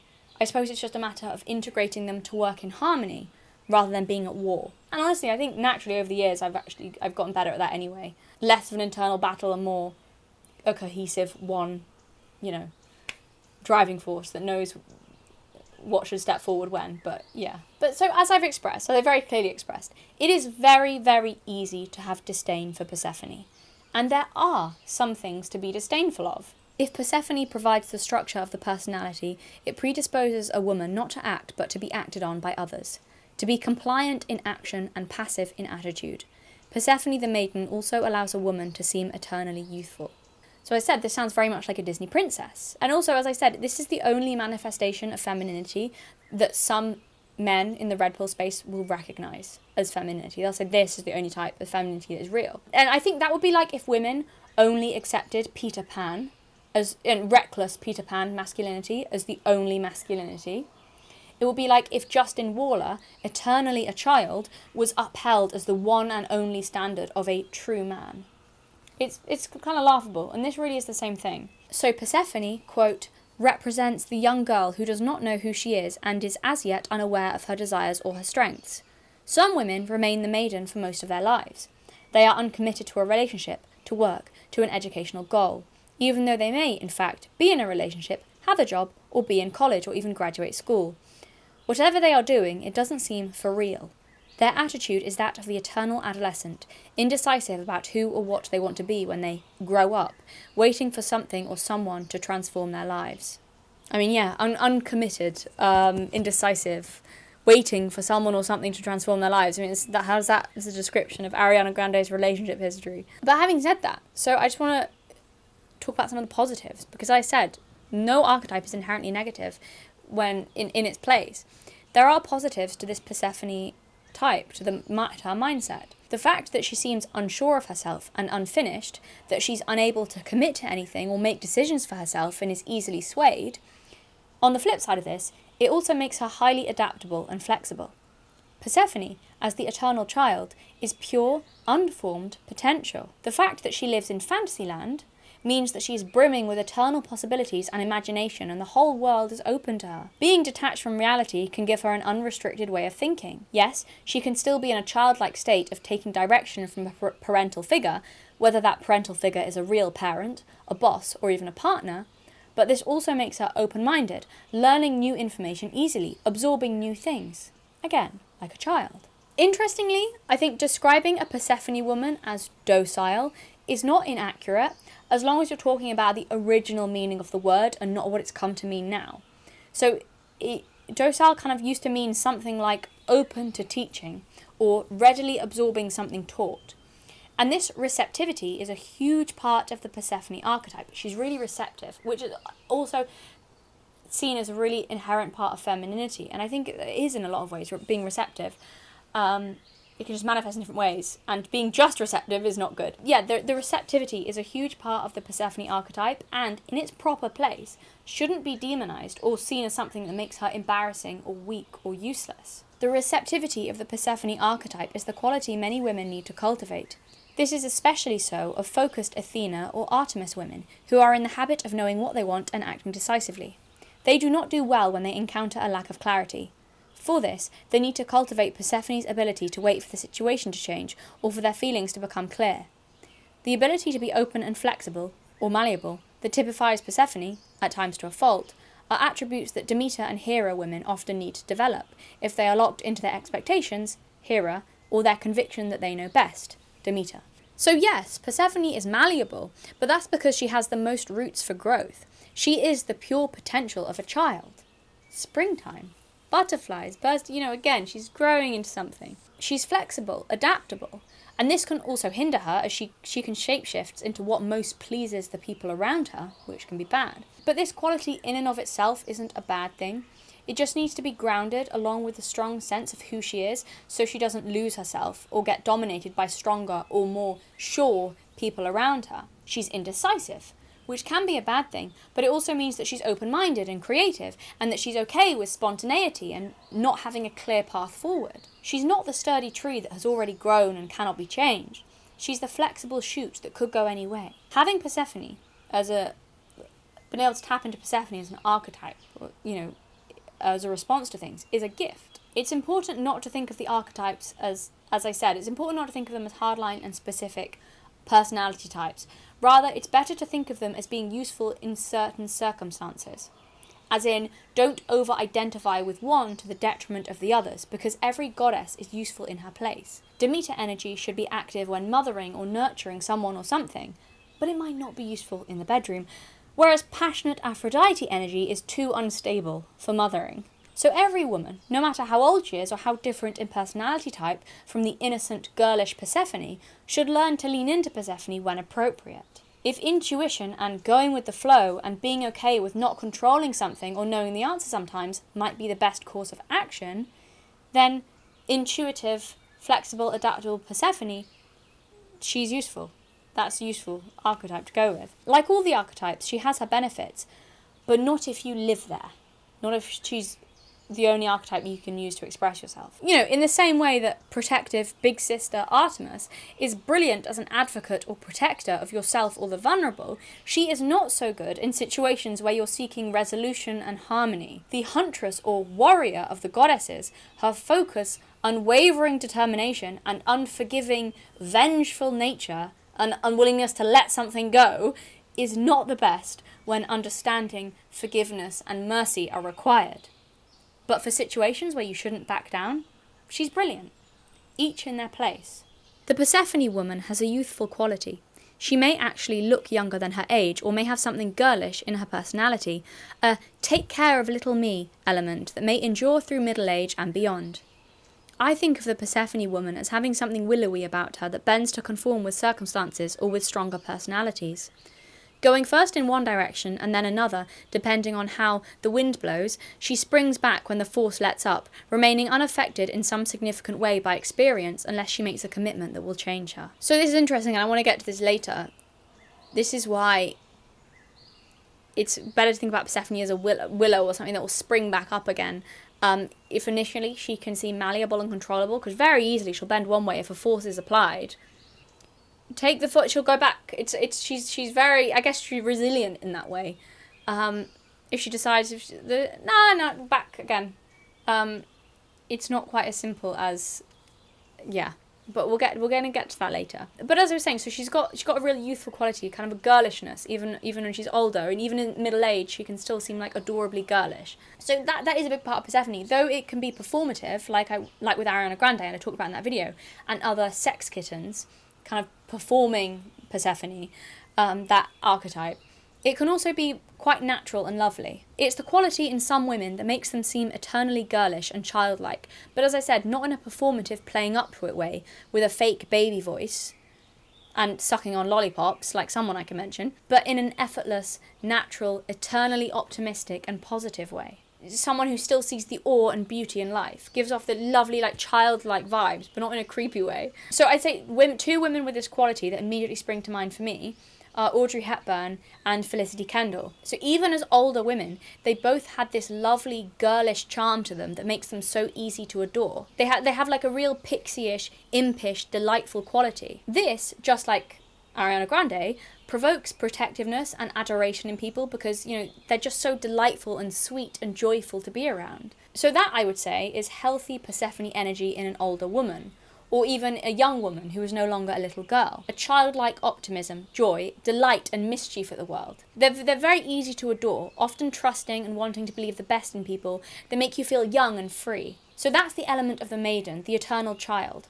And there's nothing wrong with carrying a childlike joy and grace with you as you get older, so long as you're maturing alongside that and not staying stunted and immature. And I don't think anyone would disagree that women like Audrey Hepburn or Felicity Kendall are feminine, but they're not the only way to be feminine. I'm sure you can think of other very feminine women who are totally different to Hepburn's or Felicity Kendall's delightful girlish femininity. And really, if you've seen, I mean, I'm talking about Felicity Kendall, but I did a video on The Good Life a while ago, but her character, Barbara, in The Good Life is just, if you've seen it, it's from British TV show from the 70s, it's absolutely fantastic. Her character, Barbara, Felicity Kendall's character, Barbara really, embodies positive Persephone traits, when it's healthy and has matured. Her character is just adorable, delightful, impish, cheeky, but still sensible and just optimistic, delightful, very adaptable, very just flexible, can go move with things, sweet, all of these things. This is that healthy type that I'm talking about. So Disney princesses mostly only celebrate this archetype of femininity, the Persephone archetype of femininity. So this makes sense, as it is for young girls who will highly connect with and resonate with the Persephone type of femininity. They'll probably resonate with that the most for a lot of them because they're in that stage. And, a really good example, Rapunzel from Disney's Tangled is a really good representation of a young Persephone archetype still in a stage of growth. She's sweet, open, receptive, trusting, goes with the flow, spends her time in a dreamland, is very childlike. So that's kind of happy Persephone in the meadow. Even how she looks is very spring goddess. And also, I want to get onto that because there's so much to talk about when you get into these topics, and this book is brilliant. But there's so many interesting things, even just within the Persephone archetype, to talk about. What's really interesting is sometimes this Persephone girls can have strong relationships with their mothers that can be really positive. They're often really close to their mothers, like the Demeter-Persephone dynamic, but it can be toxic. That's often like a stage mother, too controlling of her Persephone daughter, because Persephone daughters can be quite easy to keep under your thumb sometimes. They can be very too close to their mothers. And interestingly, and I want to do another video on this, but in Disney's film Tangled, with Rapunzel and the evil witch, who she thinks is her mother, who is not her mother, but their dynamic is so much a toxic Demeter and Persephone dynamic, like a toxic controlling mother-daughter dynamic. It's the toxic stage mother, really toxic, or toxic Munchausen's by proxy. And that is sometimes that can come up a lot in Demeter Persephone mother-daughter relationships, and that's something interesting to get into. But that Disney movie Tangled really is really good at showing that specific archetypal toxic relationship, even to the point with it has to a man coming or bursting in to have to take her away from the mother-daughter relationship, the Hades element, which is Flynn Rider in that. It's really, I wanted to separate video on that because it's really very good at showing that. But yeah, she's Rapunzel from Tangled. She is Persephone in the meadow, happy Persephone in the meadow. And I also think partly that's why I think I resonated a lot with Pocahontas, who was always my favourite Disney princess, because I think Pocahontas is quite rare in the Disney princesses in that I think she embodies the Artemis archetype more, which is still very feminine. I've just talked about Pocahontas in the past. I think she's still a very feminine character, but just in a different way, because she's got a lot of Artemis energy. Yeah, and then, yeah, it's interesting. Maybe I should do that and think about the Disney princesses and what they fit into. They'll mostly be Persephone, but there'll be a few who aren't. What's Mulan? I need to think about this more. But anyway. But yeah, I think most women will likely have a period of identifying heavily with Persephone, likely as a teenage girl as well. Persephone the core, or nameless maiden, is familiar to many a woman at the stage of life when she was young, uncertain, and full of possibilities. It was the time when she wanted someone or something to come along to shape her life, before any other, archetype became activated and ushered in a different phase. So, as I said, think Disney princess, dreaming and waiting of a saviour to come along and whisk her away. Stuck in circumstances that she has no will to change herself. In the seasons of a woman's life, Persephone represents spring. Just as spring cyclically follows the fallow period after harvest and the barren months of winter, bringing warmth, more light and new green growth, so can Persephone become reactivated in women after times of loss and depression. Each time Persephone resurfaces in a woman's psyche, it is once again possible for her to be receptive to new influences and change. Persephone is youthfulness, vitality, and the potential for new growth. Women who have Persephone as part of them may stay receptive to change and young in spirit all their lives. So this makes it very clear, it's very clearly said, there is nothing wrong with Persephone as an archetype. There is nothing wrong when women tap into Persephone archetype in a healthy way. The problem comes when women are encouraged to stay in this archetype forever and are not allowed to grow. I think that's what the problem is, because the whole point of Persephone is growth, receptivity, and change. So what happens when Persephone is denied her inherent nature and not allowed to grow? What is she twisted into? What happens when a woman is unable to take responsibility or accountability for herself well into adulthood? When she's encouraged to stay passive and unformed forever? When the only thing she's allowed to be receptive to is what her husband tells her? In my opinion, nothing good. They'll never experience the full array of femininity and womanhood if they are never allowed to mature past being a girl. So here's the thing. Men like this are not wrong when they describe Persephone traits and say that this is what femininity is. Persephone is very feminine, very classically feminine. They're only wrong when they describe Persephone traits and say that that is all femininity is. That's when they misunderstand that Persephone is just a stage in a woman's life, meant to be grown out of, or at least integrated into her maturity. When they reject all other feminine archetypes, that is when they stunt women's growth and deny them the full range of who they are. Because in Persephone's story, she does not stay a child forever. She matures and grows into the queen of the underworld. Because, much as little me would hate to hear it, no one can stay young forever, and all children must one day grow up.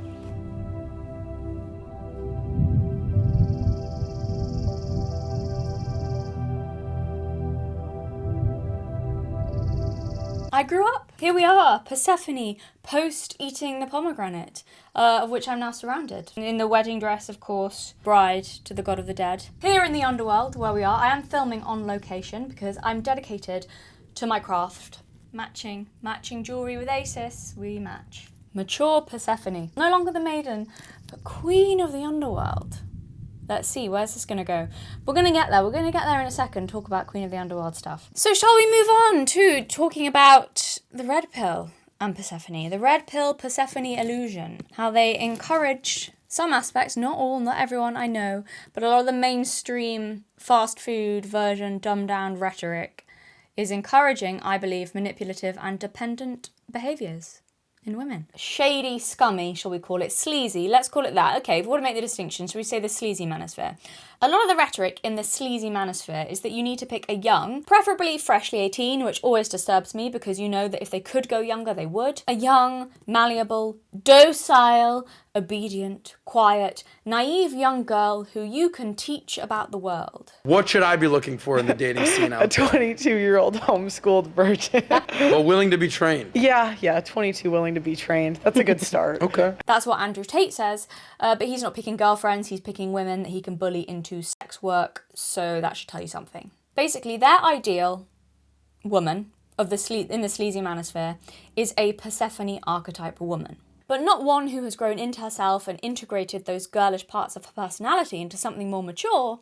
They're talking about unsure of herself, malleable, naive, trusting, still believes in magical Prince Charming, childlike Persephone, who often is quite literally young. Teenager or not far past it. What they don't realise is that in large part, you could argue she's an illusion, the Persephone archetype woman, a temporary illusion. Unlike Hera and Demeter, who represent strong instincts that often must be resisted in order for a woman to grow, Persephone influences a woman to be passive and compliant. Thus, she is easily dominated by others. The most formless and indistinct of the 7 goddesses, she is characterised by a lack of direction and lack of drive. Of them all, however, she also has the most possible routes for growth. And what happens if that sweet, naive, malleable, easily dominated 18-year-old girl you married does one day grow up, which is likely? Just because you married a teenager doesn't mean you can force her to stay that way forever. I know men like Tate say you can get them young and train them into the woman you want her to be. That might work, depending on how susceptible she is, but I imagine it's a little like trying to hold the ocean at bay. It's not hard to dazzle a young girl with promises of love and a perfect life when her head is swimming with Disney princess films. She might well see you as her saviour, but you can't live up to the Disney princess fantasy. We've been over this in the Grande video. You may end up disappointing her until she's off to the next fantasy. Or she might just outgrow you. If you marry someone immature, you can't be shocked if they're unable to make adult commitments and act immaturely. Be careful what you wish for. Do you know how many stories there are of women who married or got into relationships with much older men who then grow up and leave and look back on the whole experience with a faintly queasy sense that they were taken advantage of, depending on how young they were, who realised just how young and naive they were. And when they gain some experience and wisdom and a stronger sense of who they are, they leave, because she's not an empty vessel anymore, and thus no longer compatible with a man who wants someone docile who doesn't know herself. Marrying a Persephone woman, if her malleability is what you want her for, is rarely sustainable. She's an illusion. She's supposed to grow up and change, and she probably will. Also, the women most likely to be attracted to older men are probably the ones who don't have great relationships with their fathers. Because if you do have a strong relationship with your father, you're likely to see older men as being like your dad, which is disgusting to you, as opposed to girls who aren't that close to their fathers, who might be seeking that fatherly bond in a relationship with an older man. And then when she realises you failed her like her father did, she'll probably leave you. That's not a blanket rule by any means. I'm not saying people can't get into age gap relationships and they be healthy. I'm not saying that someone younger can't find someone older attractive and it, be an issue, but I'd say probably most likely that's going to be how it is. And certainly, at least from my experience and everyone I know, I'm thinking of like all the young women I know who have a strong father figure and healthy relationship with their fathers. They are very rarely chasing much older men. It always makes me laugh when red pillars say that young girls find older men attractive and just like that's just a blanket rule. Yeah, if you're Leonardo DiCaprio and she's after your money and status. But do you know how I used to react when I was 18 and anyone over the age of 29 hit on me? Ooh, that's gross. What's wrong with him? Why is he interested in me? He's the same age as my dad. What a creep. He probably has serious issues to go after a young girl. Also, he's old. To make a commitment, a Persephone woman must wrestle with the core in her. She must decide to marry and say yes without mentally crossing her fingers. If she does, marriage may gradually transform her from an eternal girl into a mature woman. If she embarks on a career, she also needs to make a commitment and stay with it, both for her personal growth and in order to succeed. A Persephone woman may grow beyond Persephone the core if she must face life on her own and take care of herself. For many privileged daughters, the first time such independence is possible is after they become divorced. Until then, they have done exactly what was expected of them. They were protected daughters who married suitable young men. They divorce in part because they view marriage as captivity. They were not transformed by marriage. Instead, they now find that divorce becomes their rite of passage. Only when they lack someone to do things for them or someone to blame can some Persephone women grow. Necessity becomes the teacher when they have to cope with leaky faucets, bank balances, and the need to work. For a lot of women, they might say that marriage or motherhood is the rite of passage where they have to grow up, where they really feel like a grown-up and feel grown up. And for Persephone women, it can be. But if she's still babied well into marriage, she still won't have to grow up. And also, I'm not saying that marriage is the only rite of passage through which women grow up, okay? Please don't misunderstand me. But if she is babied well into marriage anyway, then she still won't need to grow up or become independent. Like I said in my last video, like Ariana Grande, who didn't seem to change much after her marriage. If she wasn't a superstar, maybe divorce could help her grow, but unfortunately the super famous and super wealthy are insulated from a lot of those things. For a Persephone woman, getting divorced and having to stand on her own 2 feet for the first time may be when she has to start taking accountability for herself and her actions, and learn not to be passive and blame or rely on everyone but herself. It may well be the first time that she can take ownership of her life, feel able to step out of the pressure of her parents or husband or what is expected of her or doing what she's told. And for the first time, she might become a self-aware, mature, responsible person. Some women, especially if they felt like it was a marriage they were pressured into or chose too young, may feel a new sense of liberation and direction by choosing the course of their own life for the first time. And you know, this is probably, I'd say, best case scenario for her personal development is if she does decide to finally kind of grow up. But this is kind of the dangers or pitfalls of encouraging women to stay in a little girl mentality, and why it's likely to lead to a lot of these outcomes that a lot of men in the manosphere say are like huge problems and they don't want, is for women to be uncommitted or leave or all these various things. If you're encouraging infantilization in women, and guess what, children are uncommitted and don't know what they want and they drift around and think this is fun, no, this is fun, because they're not mature. But if she never does grow up, okay, so you're thinking, well, maybe she never will grow up, that's best case scenario. If she never does grow up and become a real person and move away from you and not need to depend on you anymore, in that case, what's the reality of being married to a woman stuck in infantilized femininity? And if she does stay and, you know, doesn't mature past you, what's the reality of that? What's the result of encouraging women to stay in that headspace? To live as the core means being the eternal girl who doesn't commit herself to anything or anyone because making a definite choice eliminates other possibilities. Besides, such a woman feels as if she had all the time in the world to make up her mind and thus can wait until something moves her. She lives in a never-never land, like Wendy with Peter Pan and the Lost Boys, drifting and playing at life. To grow, a Persephone woman must learn to both make commitments and live up to them. She has difficulty saying yes and following through with whatever she has agreed to do. Meeting deadlines, finishing school, entering marriage, raising a child, or staying with a job are hard tasks for someone who wants to play at life. Growth requires that she struggle against indecisiveness, passivity, and inertia. She must make up her mind and stay committed when the choice stops being fun.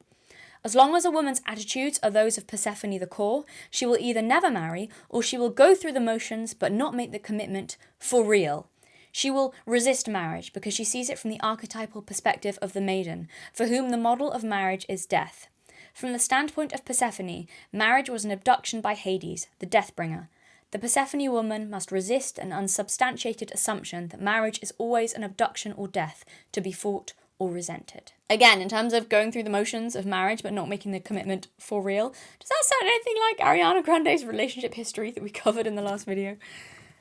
Flitting around. But you see why I bring this up, all of these Persephone qualities, because they seem to be what that tweet was upholding and glorifying in women, is apparently motivation, dedication, or determination, focus, very unattractive in a woman. Persephone is one of the alternatives, being in that kind of, stuck in that kind of energy. And in terms of work as well, I mean, it's not great for life, for marriage, but in terms of being stuck in that mentality for work, which I guess isn't a problem for them because they don't want the women to work. Yeah, that's the end of the sentence. But look, skills that you have, whether you think women should stay at home and be traditional or not, the skills that you would need for work are the skills that you would need in raising a family or taking care of a household, or, you know, like it's it's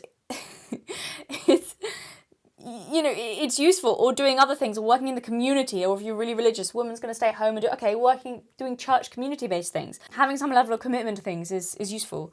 But in terms of work, Persephone women, they tend to have a series of jobs or get fired for not meeting deadlines or taking too much time off. They do best at jobs that don't require initiative, persistence, or supervisory skills. Persephone procrastinates. She, quote, acts as if she had expected to be rescued from the task, or as if she had all the time in the world. She's ill-prepared. How's that for unmotivated, unfocused, and undetermined? The ideal woman, right? Does that really do it for you, guys? Is that... Ah, look how poorly I completed the task. Are you turned on yet? I could do things badly. I could do it badly. Really slowly. I could procrastinate forever. But that doesn't just drive you mental. I can't focus for more than 5 minutes and have no motivation to do anything. Are you sexually attracted to me now? At best, she manages to get the work done in a last-minute, stay-up-all-night effort. Okay, now that I do relate to. I do tend to stay up all night sometimes to get work done. I don't think I'm like necessarily unmotivated, unfocused, and maybe more as a teenager, but I think I'm all right now. But yeah, listen, look, Persephone just sort of floats about in a lovely dreamland. Like thinking about endless possibilities and not making commitments to anything, because then these possibilities will be gone, and she's the eternal maiden. So jumping back to that lack of commitment that is a huge part of the kind of Persephone mentality, I want to talk about loyalty. It's something a lot of the manosphere guys talk about, is loyalty. They want loyalty in a woman while also wanting, and this is some, not all, of the sleazy manosphere probably, but they want loyalty in a woman while also wanting a woman who is weak of will and they can easily dominate. Here's your problem. I don't think you can have both. I don't think, that's just my opinion. If you want my opinion on it, I don't think you can have a loyal woman who is also weak of will and easily dominated. I think you have to pick. You have to choose. I'll tell you why I think that. So here's your problem. Managing to dominate a woman, Andrew Tate style, control her through fear, like Fresh and Fit preach, or indoctrinate her through finding her young, the sleazy manosphere conflates these things for true loyalty. Loyalty, however, requires commitment, which requires growing up, which requires strength of character. To hear Andrew Tate talk, to keep a woman's attention, you've always got to be giving her an emotional roller coaster, swinging from good to bad, which is just describing the cycle of abuse and why people stay in it. But beyond that, he's also describing how to keep her in a Persephone state of always being excited and having fun and having to avoid settling down. Having to provide constant emotional stimulation in the form of affection, switching suddenly to intentional arguments or she gets bored and disobedient. That's not loyalty, chaps. And again, like I've said this for I think months at this point, years at this point. Andrew Tate's advice is useful for how to temporarily control susceptible girls, not how to deal with women, to be honest. Also, I think this whole thing about loyalty, because I've heard people like Myron from Fresh and Fit talk about these ideas, but I've heard the kind of general idea that men are loyal, that men can be loyal, and that women are faithless. Women don't have any loyalty. Women have no...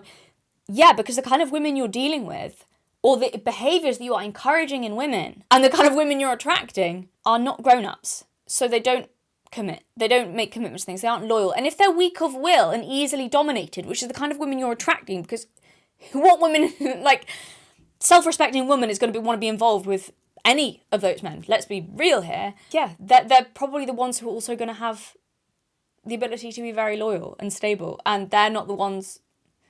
Yeah, because I think you require some strength of character or strength of will, loyalty.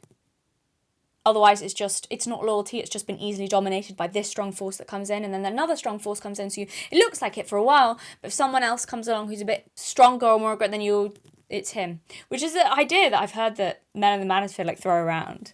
That's how women are. No, it's not. It's how children are. And you're encouraging these kinds of behaviours as well in what you want in women. You're encouraging it, but also resenting it at the same time. A Persephone woman's innate receptivity makes her very malleable. If significant people project an image or expectation onto her, she initially does not resist. It is her pattern to be chameleon-like, to try on whatever others expect of her. It is this quality that predisposes her to be an animal woman. She unconsciously conforms to what a man wants her to be. With one man, she's a tennis buff who fits into the country club set. In the next relationship, she's on the back of his motorcycle as they roar down the highway. She's a model for the third, who paints her as an innocent ingenue, which she is to him. See, having an adaptable character so she can appear to be what you want her to be is not the same as actually being what you want her to be. You want an easily influenced woman? That's fine, that's your right.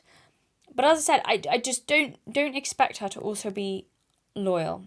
Expect that if another force comes along, more powerful or influential than you, she will adapt to that and be gone as quickly as Ariana Grande left her husband.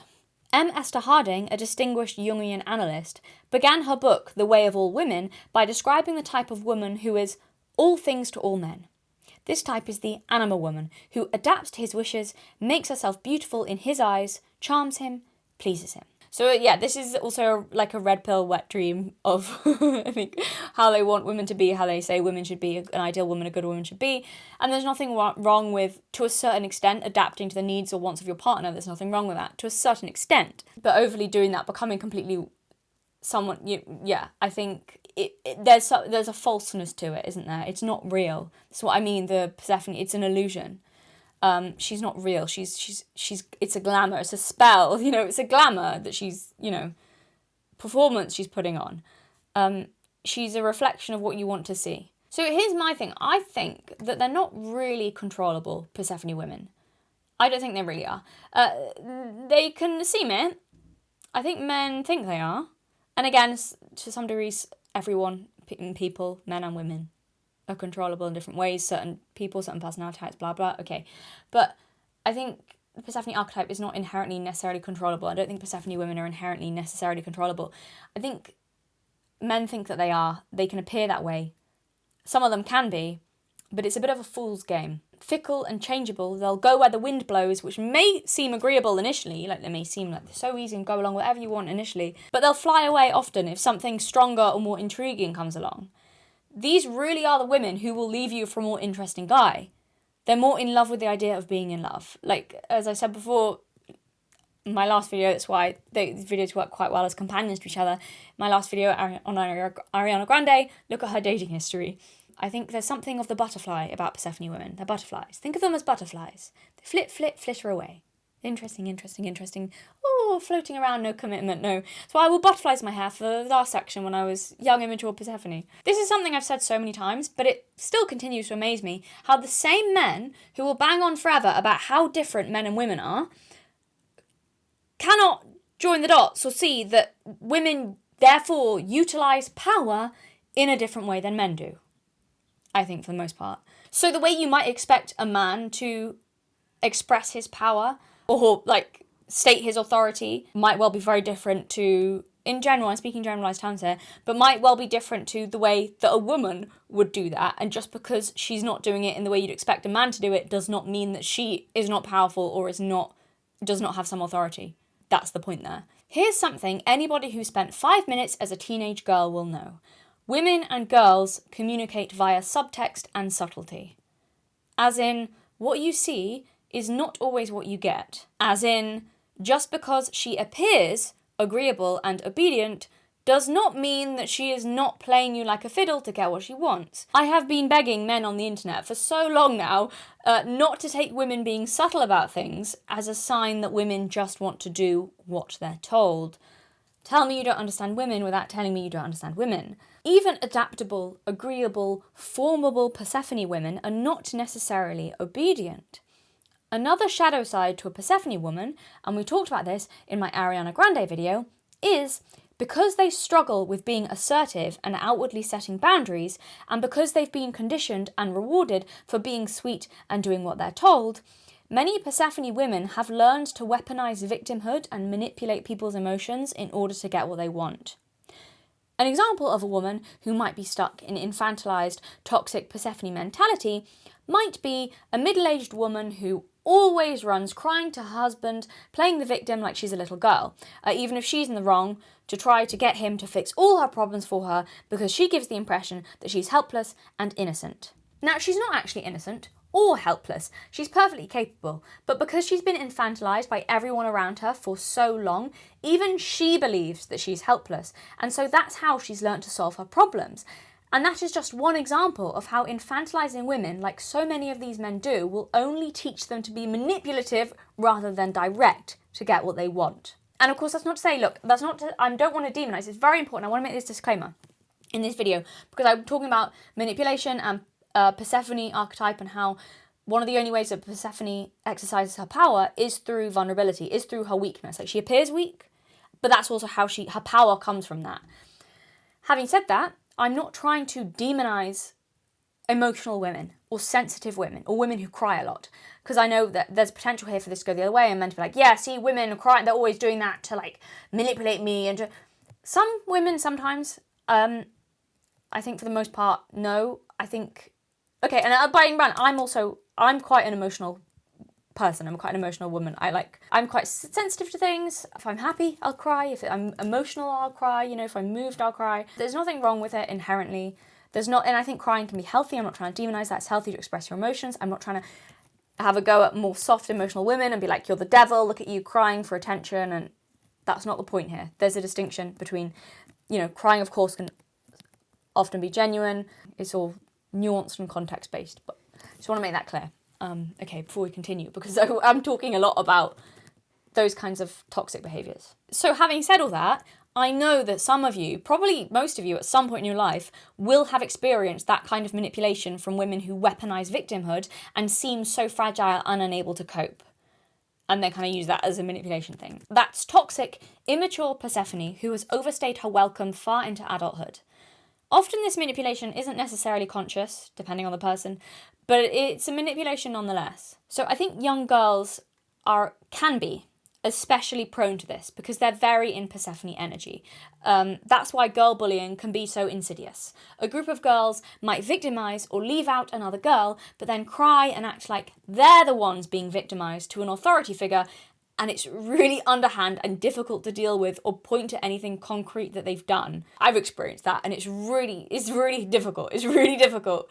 And then, it can get vicious, and it can get, because it then becomes very difficult to untangle, or for when you're kids, any teacher to come in and kind of act fairly, because they can be quite good at turning it around and being like, we're the victims in this situation. And then it's like, they're can be good at demonizing someone else. So as I said in my last video, Persephone, kind of women who have a lot of Persephone energy or mentality or kind of embody that a lot are often treated as fragile and precious, and they can, quote, take such treatment for granted.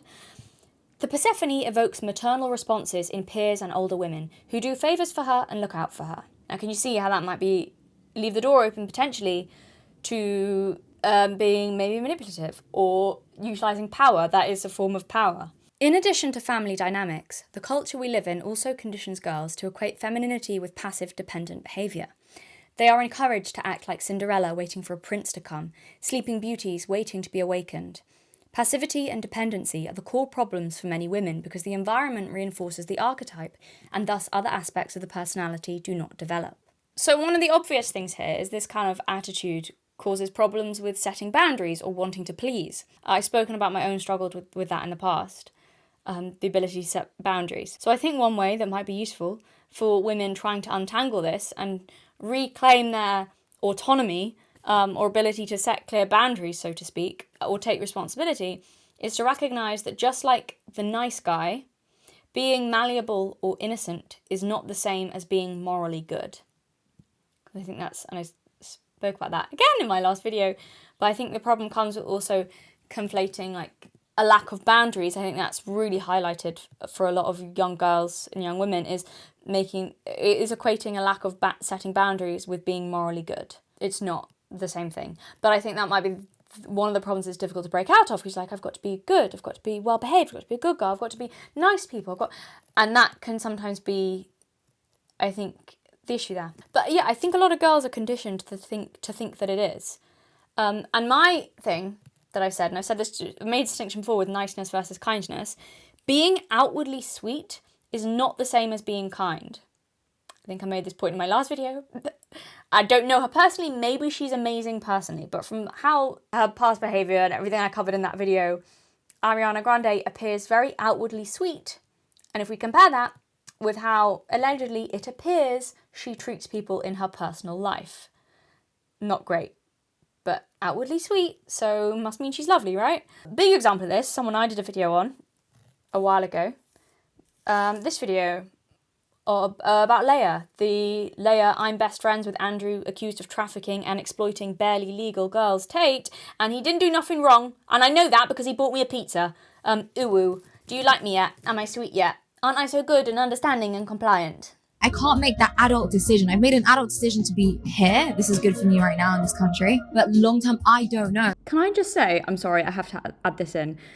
This is just the right-wing version of virtue signalling. This is exactly the same when some extreme leftist gets on a podcast and talks about oh yeah, I'm racist because we're all racist and I'm deeply racist, and as a virtuous thing, and self-flagellates how rubbish and demonic a person they are for their existence, or yeah, I'm a man and I'm terrible because I'm a man, but I'm self-aware about it.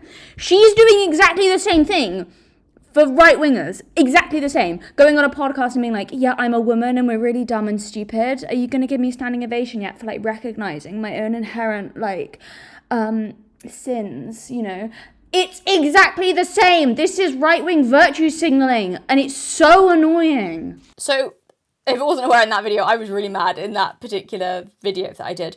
But that attitude, and I've made this point as well about nice guys, and I'll go over that in my next video, but that attitude is actually very self-serving and self-obsessed and has nothing to do with actually being good. It's appearing good or appearing sweet or not wanting to rock the boat. But I think recognising that might help in letting go of the need to not enforce your boundaries because you don't want to be mean. Would setting boundaries be mean if you were doing it to protect a younger girl or anyone, a younger boy, a child? No, it would be good.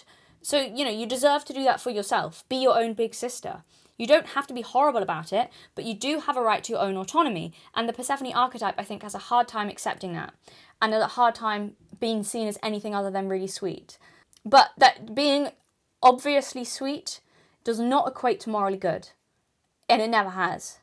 And I think that's difficult because I think that's a really strong cultural messaging as well. And can I just say, I don't know if I'm going too far here or if this is me being harsh, but again, she covered for an abusive piece of shit for her own gain, so I'll be harsh, I guess. In my opinion, Leia, so the girl I did the video on, in my opinion, from what I've seen and from what I talked about in that video, is a very good example of toxic Persephone in how she's good at weaponizing innocence and helplessness to be able to do pretty shitty things, let's be real, and still appear sweet and make a career off men who are suckers for a pretty face and agreeable nature. She tells you what you want to hear. Now that's a defining trait of toxic Persephone. She tells you what you want to hear, even if she's actually doing the opposite. I just want some men on the internet really to finally understand that agreeable does not equal obedient, and that actually appearing agreeable can be a highly effective way of getting what you want. And just because you're with an agreeable or sweet woman, that does not necessarily make you the one in charge. I bet any money Leia cries to get her own way. Okay, we can move on now from that. It's interesting to see that because it's very, like I made that comment about Ariana Grande in my last video. These people can sometimes be very hard to criticize, even if they've done like objectively bad things. People are like, they're so sweet, they're so gentle and fragile, leave them alone, you're being so mean. You can get that reaction a lot for criticizing vulnerable appearing women. Now that's an aspect of female privilege, genuinely. There's, but that's, I think that's genuinely something that not all women, but something that some women do have and make use of. But you know what I would hear? To speak about this agreeable, not necessarily meaning obedient thing, not necessarily meaning that he's the one in charge. You know what I would hear older women say in contrast to with what this man tweeted here, back to this tweet?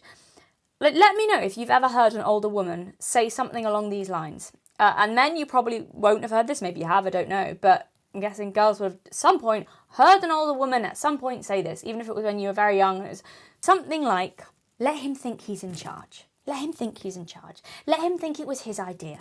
A soft touch is best. Don't go at him head on, ease him into it. That, let him think it was his idea. I've heard that not like all the time, but not infrequently either, at certain points in my life, from older women. I don't know, maybe I'm wrong on that, but if any other girls or women have heard that, let him think it was his idea, yeah, let me know. And for the record, I'm not like condoning that. I'm not saying that I think that's the best way to go about things. But what I am saying, well, also, sometimes you catch more flies with honey than with vinegar as well. It's just that old idea, I guess. So in some ways, there can be nothing wrong with it. But, like, for the record, I'm not necessarily saying that I think that's the best way to go about things. But what I am saying is that women pushed into being docile and submissive are, for the most part, more complicated on the inside and will just fall back on other ways to achieve their aims. Again, I keep saying this and I find it amazing, loads of men don't grasp this. If you so strongly believe that women are naturally submissive and easily led, I believe that you are easy pickings for having your strings pulled.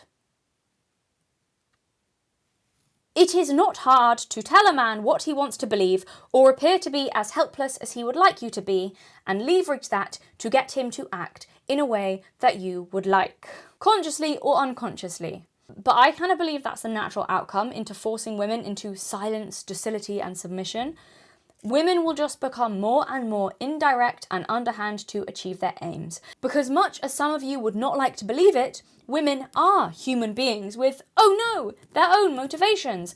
Motivations, that's a bad word for women. Focuses and things they are determined to get. Oh my God, the 3 deadly sins for women. And if they aren't allowed to show it, they'll have to manipulate you into doing it for them. Women have to pretend to be weak and fragile so that men can feel superior. That's insane. If women don't learn to stand up for themselves, men will always control the world. Oh, honey, men don't control the world. Again, I've said it, I just keep saying it, I just find it highly ironic that the men shouting the loudest about how they won't put up with manipulation from females and how women should stop being manipulative are also the ones wanting to create an environment where women being manipulative is the most likely outcome. Women are people, and people have their own wants, desires, and needs, and if some people feel like they aren't allowed to get those wants, desires, and needs by being upfront, having their opinions respected, and feeling like they have a say in the course of their own destiny, those desires will not magically go away, and inevitably those people will learn that manipulating others might be the only or most effective way to get what they want. Women are not naturally obedient, no matter how much of a dominating alpha tyrant you think you are. To clarify, I think some people are inherently obedient. I think you can meet obedient people, and I've met men like that as many as I have met women like that.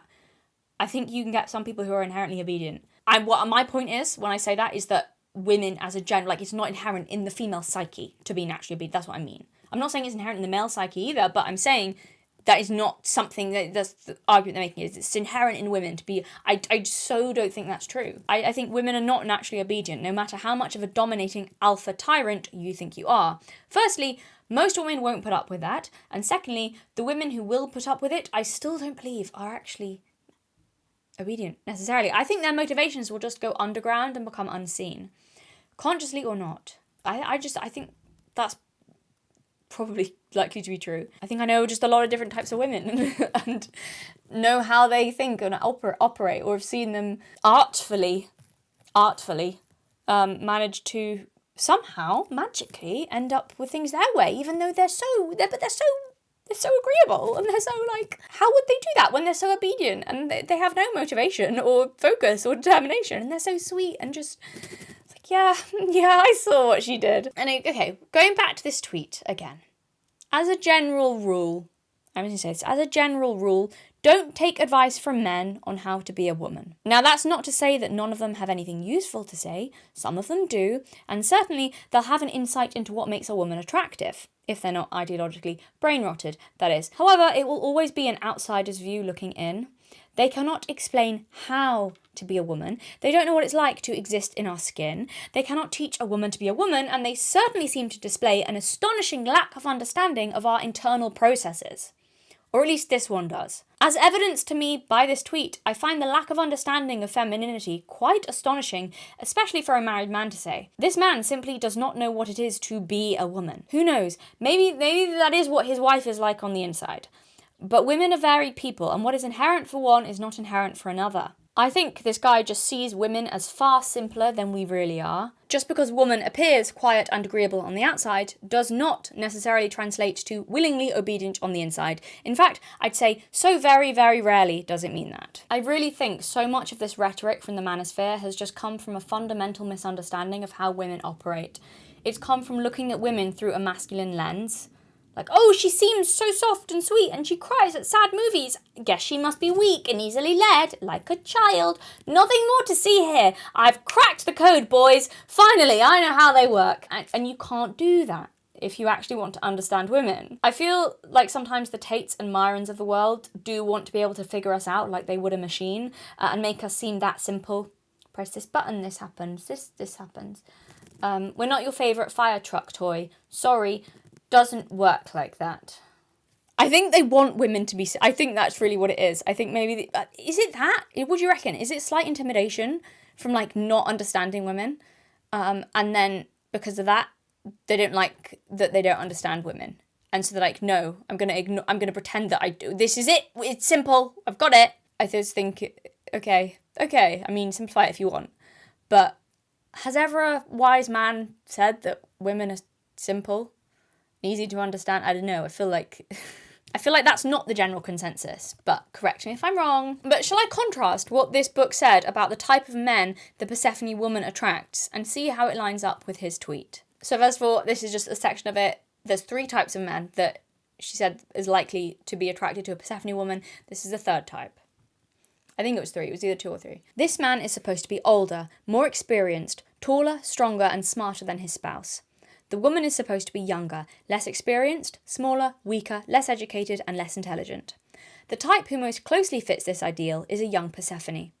Moreover, Persephone is quite unlike the image many men have of mother, as a powerful or difficult-to-please woman. With a Persephone, a man feels he can be perceived as a powerful, dominant man and not have his authority or ideas challenged. He also feels that he can be innocent, inexperienced, or incompetent and not be criticised. Insecurity. Insecurity. I'm afraid my wife will laugh at me. Insecurity. If you listen to certain people in the manosphere talk about this ideal male-female dynamic, they are talking about this Persephone dynamic. He's got to feel superior to her, and she has to see him as superior, or else their marriage will fall apart. That's it. Doom and gloom to everyone who dares deviate from this. This is the only marriage that will work. That's it. The only way.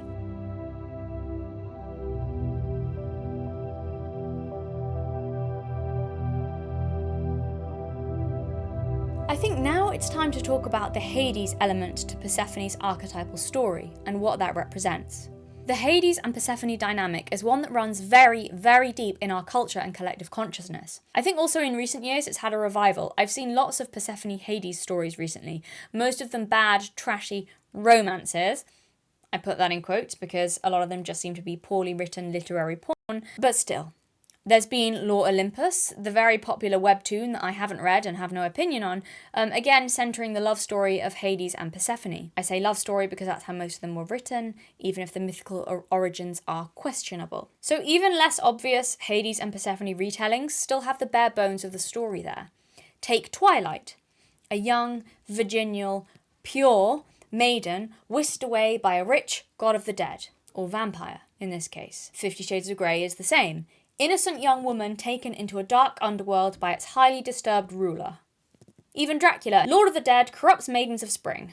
Clarion Jace even, God from Mortal Instruments. Beauty and the Beast, young girl kidnapped by monster. And in that case, there's even the parallel with her father taking a rose from the garden, and that means he's got to give up his daughter, and Persephone taking pomegranate from the underworld and has to stay. 365 days. Again, literal kidnapping. It's the classic good girl, bad boy trope that's highly popular in a lot of women's fiction. So in this video, I talked a lot about why I think that appeals to many women from, I suppose, more a sexual point of view, and it's more complicated than you think, and then that people immediately assumed. But now I want to talk about what this type of story might mean in a broader sense. Why has the archetypal Hades and Persephone story endured, and what might it represent?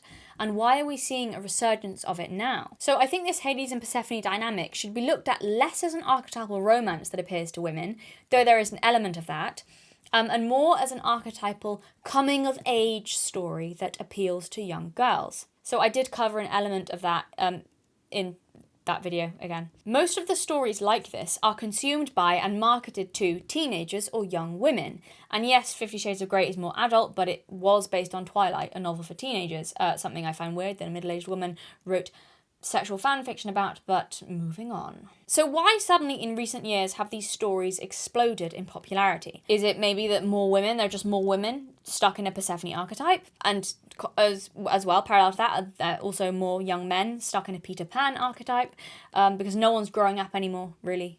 Everyone kind of staying in a bit of a childlike, stunted growth mentality. Maybe. Is that why Persephone's so popular, had a resurgence, is resonating with so many people? Maybe. To the coming of age thing though, what this might mean. See, a common trait in many Persephone women is being very close to their mother. So this is by no means exclusive to Persephone women, but because of the attachment to childlike behaviours and dependence that Persephone has, in Persephone women it can have a specific mother-daughter dynamic, mirroring Demeter and Persephone, that dynamic. So a Persephone girl's need to please and outward compliance, combined with her fragility and vulnerability, can lead to her mother being overprotective and controlling, and Persephone being over-sheltered, too obedient, too dependent on her parents, and still mummy's good girl, well into adulthood. If it leans too far in this direction, the relationship could be codependent and toxic. It can be a healthy and close relationship where the mother just deeply loves and is connected to her daughter, but if she's too involved in her daughter's personal life, tries too much to protect her or guide her decisions, whether it comes from a good place or not, because she still sees her as a helpless child, this probably will keep Persephone immature and stunted. Think, again, Ariana Grande, growing up in the spotlight with everyone else to make decisions for her. A description of a toxic Demeter-Persephone dynamic is described thus. Although the mother appears to be strong and independent, this appearance is often deceptive. She may foster her daughter's dependence in order to keep her close, or she may need her daughter to be an extension of herself through whom she can live vicariously. A classic example of this relationship is the stage manager mother and actress daughter. A lot of modern versions of the myth show Demeter, Persephone's adoring mother, as the true villain of the story, as a controlling, obsessive, overbearing parent trying to keep her a dependent child forever. And they show Hades as the force that liberates her from this control and helps her embrace her autonomy and sexuality. So this is interesting, because this can be what Hades represents. Persephone is often too protected and sheltered and controlled, whether by a mother or someone else. And Hades breaking through the earth to traumatically whisk her away could be representative of a force that breaks through this control, turns her world upside down, throws her out of her safe shelter, but ultimately leads to her freedom, autonomy, and maturity. This event could be devastating, or it could be the making of her. The story of her being stolen by Hades and becoming a mature queen of the underworld rather than a childlike goddess of spring, if we were to go all Jordan Peterson on it and overanalyze the hell out of it, it could be a metaphor for her integrating and awakening her inner masculine to become a more rounded person and an active, focused force in her own life. Or it could also be a story of this type of woman actually going out and dating a forceful type of man. The thing is, as I've said, Persephone probably does want to break out of passivity and being too sheltered, whether consciously or unconsciously, but the problem is that she doesn't even know where to start. It is not inherent to Persephone to outwardly and obviously rebel against authority, and she may not even realise that's what she's seeking when she picks the type of man who can rebel for her. She's rebelling by proxy because she wants to break free but doesn't yet have the will to rebel herself. A relationship with a man can be the means through which a Persephone woman separates from a dominating mother. She then goes through a stage of being Persephone the pawn, in which she is the object to be possessed in a power struggle between a man and her mother. She falls in love with a man her mother doesn't like, someone different from the nice young man her mother had in mind. Confident that she can influence her usually compliant daughter, the mother attacks her choice. She deplores the man's personality, character, or background. Often the mother recognises that he is a potential adversary. In fact, this ability to resist her mother was one reason why the Persephone daughter was attracted to him. After a certain amount of this struggle, the man usually demands that she confront her mother or else give up trying to get her mother's approval. If she literally or figuratively does move away from her mother, she may have begun her journey towards becoming a separate, self-determining human being.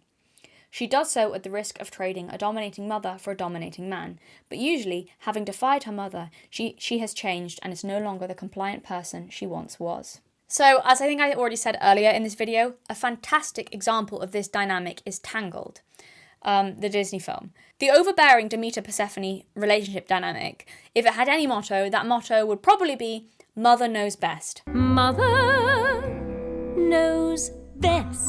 And in Tangled, that's the title of an entire song in this movie, and it perfectly encapsulates and describes the dynamic, the toxic Demeter-Persephone dynamic, and the relationship between Rapunzel and her mother in the film. So the reason for the song, if anyone's seen the film, I mean, it's a good film, you should watch it, but so good at showing this dynamic as well.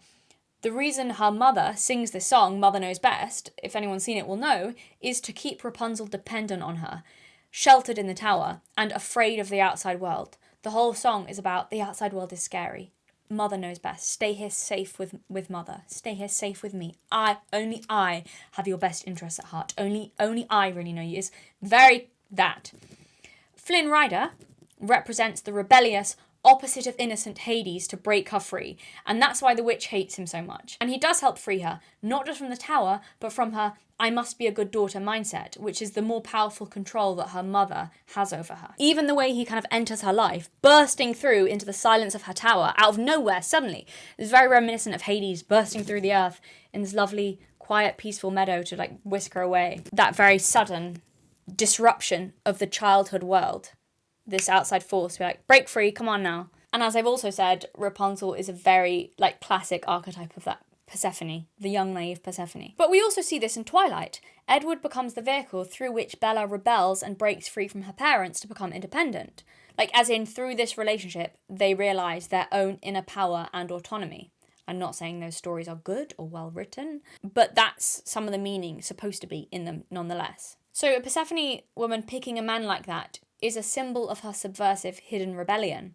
She doesn't know herself well enough to be able to rebel outright, doesn't have enough conviction to stand on her own, but subconsciously she seeks a man she knows is strong enough to break free. Persephone often goes for a forceful man like this because that's the aspect of herself she's lacking in. There's a school of thought that says whoever we choose to be in a relationship with might be because subconsciously they have something we don't. That might be why someone really, really lovely might end up dating an absolute nightmare of a partner. I'm sure we've all known that friend, male or female, it happens to both genders, the people-pleasing friend with the selfish as hell boyfriend or girlfriend who is domineering, controlling, throws fits to get their own way all the time, and is taking advantage of, like, their nice nature. And the people-pleasing friend gives in to them time and time and time again.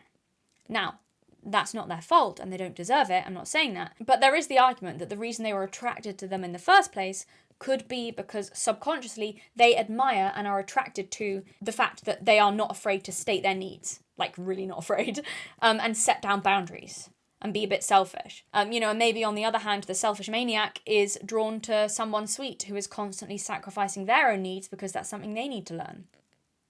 Or maybe they just want to take advantage of someone's kindness. But, I think that maybe there's something in that idea of what people are attracted to, potentially. I think this difficulty asserting your own boundaries and being able to, I think that's something a lot, not all, but a lot of young girls, especially at a certain age, can relate to.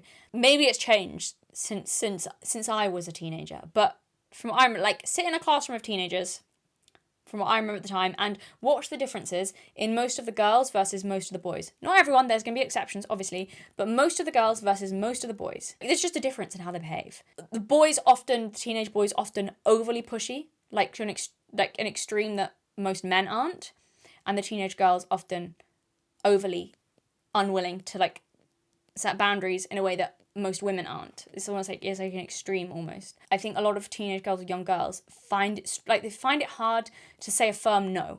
Any excuse other than just no, just no.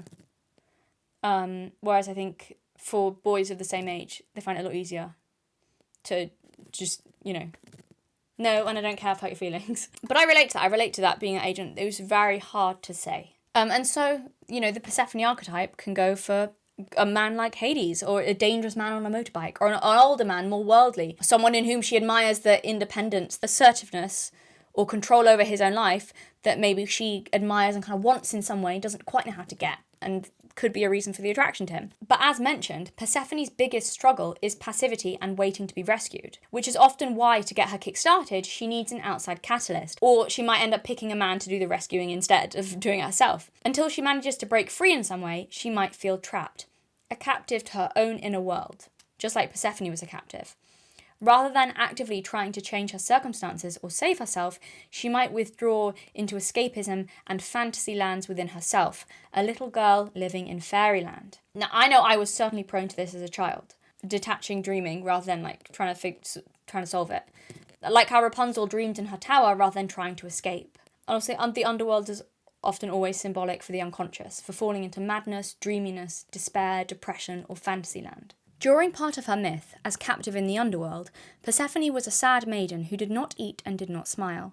This phase is analogous to a period of psychological illness through which some Persephone women may go. A Persephone woman is susceptible to depression when she is dominated and limited by people who keep her bound to them.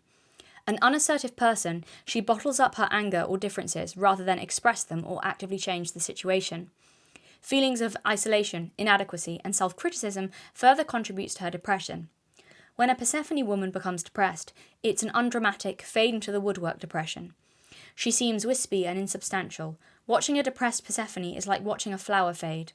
A depressed Demeter is an enormous presence in the centre of the household, while a depressed Persephone seems to disappear into the back rooms.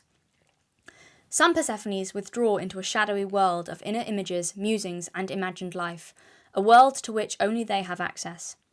One of my Persephone patients said, "I had my special places, behind the big brown chair in the corner of the living room, under my tree where the branches touched the ground and hid me from view, where I'd go hide. I spent hours there as a kid, mostly daydreaming, pretending I was anywhere else but in that house with those people. Sometimes her preoccupation with her inner world cuts her off from people, and she retreats there whenever the real world seems too difficult or demanding. So I know that's a criticism that some people close to me have had in the past, that I can withdraw and cut off from people sometimes if I'm overwhelmed. Like you're not there is something a family member has said to me in the past. So I do resonate in part with that description. Maybe not to the extreme, but I understand that as a coping strategy. And as a kid, if I was upset, I would just read books, go and daydream. I'd go sit in the garden and just daydream for hours, or read books and just pretend that I was in a book instead. So as I mentioned before, the thing about the underworld in fairy tales and myths or whatever is that it's often symbolic of the unconscious. So you could also take Hades coming to abduct Persephone away as the story of a psychological journey. An unaware, naive, passive and immature girl is plunged into facing her inner world, her flaws and her fears, everything in her unconscious that is keeping her trapped and passive. She must grapple with it, and when she returns to the surface, she has returned different, mature and aware. Not the naive goddess of spring, but the queen of the underworld, meaning master over her own mind and autonomous at last. Persephone's inclination towards daydreaming and passivity, once matured, can end up being her greatest strength. So I want to be clear on, I don't want to demonize Persephone archetype, Persephone woman, or feel like something wrong with you. There's not. About growing up, but it's not inherently bad. It's not inherently wrong to have these traits, but used appropriately. So her receptivity, which can lead to her being malleable, too malleable, can also be her greatest strength, because receptivity is essential for creativity. You have to be open to new ideas and flexible and happy to go with the flow. To start any project, you have to be receptive to change and a new beginning. Also, in terms of this being like a psychological metaphor, you could take that as a psychological story. You could read a lot into that of her being the young girl, innocent young girl in the meadow of childhood, and then Hades bursting through the earth, so her comfortable, happy mind, everything's lovely, and all these things in the unconscious that she's not dealt with or not looked at or is ignoring and pretending everything's fine, no, everything's happy and lovely. Finally, they can't be ignored and they burst up from the unconscious through into ruining her equilibrium, the stability of life, the loveliness, and the illusion of happy, wonderful, lovely golden childhood is broken. It's like, okay, you're going to be a grown-up now, and all these things rise up. The monster is its ugly head. Could take it like that. In terms of the receptivity and creativity, and being receptive to change and a new beginning. So I know we spoke before about Persephone not being good generally with making work commitments or caring that much about anything serious beyond just having fun or enjoying herself. And the book's got a passage about this saying that though work is never important to the immature Persephone, so to the maiden, if she matures into the queen of the underworld, then it's different. Quote, then she is likely to enter a creative, psychological or spiritual field. For example, working as an artist, poet, therapist or psychic. Whatever she does is usually deeply personal and often unorthodox. She often works in a highly individual way, commonly without the proper academic degrees. So I think this actually does in some ways relate to Ariana Grande, though I gave her a hard time for being immature Persephone in my last video. Like I said, I think her latest album is fake self-reflective. It pretends to be self-reflective, it's not really. It's fake self-reflective. But it does give an impression, and it has a touch of this deeply personal, reflective, like inner Persephone journey. And I think she has the capability to become that kind of artist if she were to actually be self-reflective rather than pretend to be self-reflective on podcasts to excuse her actions. But I think being in touch with the underworld or your unconscious, which is what it is, can lead to unique creativity. So I'm thinking of a really wonderful friend of mine who was so much in like Persephone energy as a teenager. A lot more than I was, and I could be in that quite a lot sometimes, but she's very much like that. She was so sweet, and genuinely sweet, not fake sweet. But she could also be malleable and not likely to stand up for herself. But she had a real talent for poetry and music that was so pure and unique and dreamy. It came from a really like dream-like place because she was so creative and receptive. And that was a real like aspect to her, lovely like aspect to her. She was she's just so sweet and lovely and very, very, very talented in a lot of like creative ways, in a lot of a deeper way than perhaps a lot of people would look at things. But it was very personal and unique, like the kind of poetry and music that she did. So when Persephone stops being controlled by others and becomes master over herself, understanding herself, then she becomes queen of the underworld. We even have this archetypal pattern in Twilight. I don't think intentionally, but archetypes are archetypes for a reason, and they have a habit of repeating themselves. So previously weak, human, dependent Bella goes through hell, is ripped apart, and is reborn as a vampire, a queen of the underworld. The fact that childbirth is the rite of passage Maya uses to do this makes me think even more that it's an archetypal coming of age from girl to woman. That's kind of metaphor for that. So Persephone being ripped from innocent childhood that we talked about, in Bella's case, literally and in a very bloody, disturbing fashion. Persephone was never supposed to stay the meek girl forever because that would mean she stays a child forever. In Twilight, she's reborn stronger than Edward and all the other vampires, with immensely unique mental powers. Through her relationship with the archetypal Hades, she has self-actualized and become sovereign over herself to the point pretty much everyone listens to her. The bad boy taught her how to assert her boundaries even against him and overcome her inherent passivity. It's the lesson to be overcome, not the standard to be maintained. The passivity. I think, isn't that also how 50 Shades of Grey turns out, to some extent? Learning how to stand up for herself even against him, and like, isn't that kind of point? Like, listen, Twilight is still bad, but people who say it's a female fantasy of being submissive to a superior man forget how the story ends. So you can take the bad boy to be a literal man, or, as I said, if you want to go old Jordan Peterson, it could represent a dormant aspect of her own psyche awakening and making her a more rounded, mature person.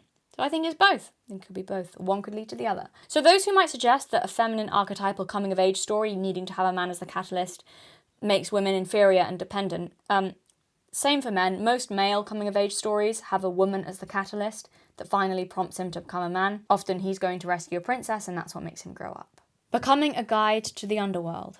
Once a Persephone woman descends into her own depths, explores the deep realm of the archetypal world, and does not fear returning to re-examine the experience, she can mediate between ordinary and non-ordinary reality.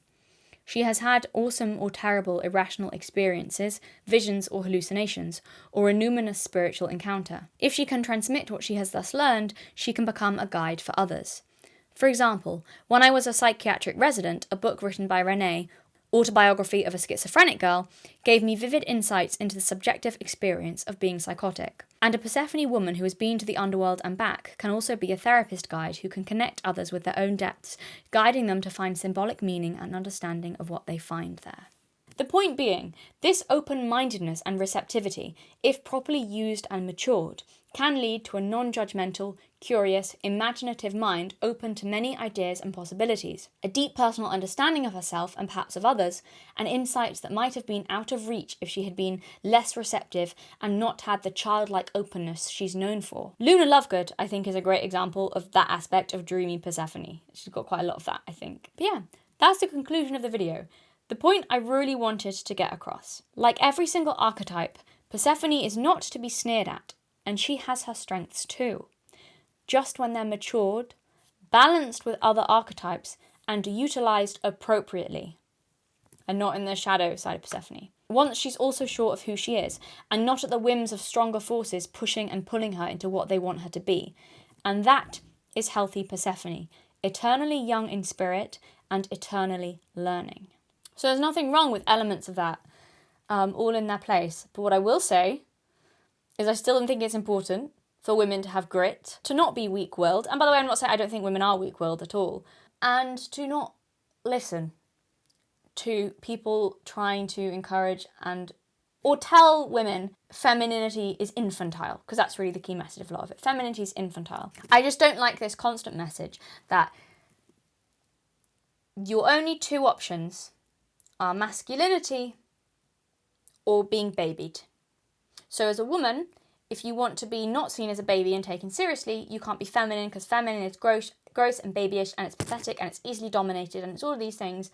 And so if you want to be taken seriously, you've got to be masculine. But don't be masculine. That's gross. Ooh, who do you think you are? Disgusting. You've got to be a baby. You've got to be little baby infant who has no motivation, focus, determination, or sense of humour, apparently. And silent, docile, submissive. If you want to be feminine. That's what I don't like. The message of... Because I think there is truth in that a lot of women now do want to embrace their femininity. And what I don't like is women who are like, I don't like that I felt like I've been pushed into feeling like I have to be masculine. Okay, I want to embrace my femininity. And then you're hearing messages from this and you go, I want to embrace my femininity. And then the messages from that side are, Okay, that means you have to be docile and silent and weak of will and submissive. I think it's terrible. I think that is a terrible message. And also it's not going to work as well. So I think it's really unhealthy for all the reasons I think it is.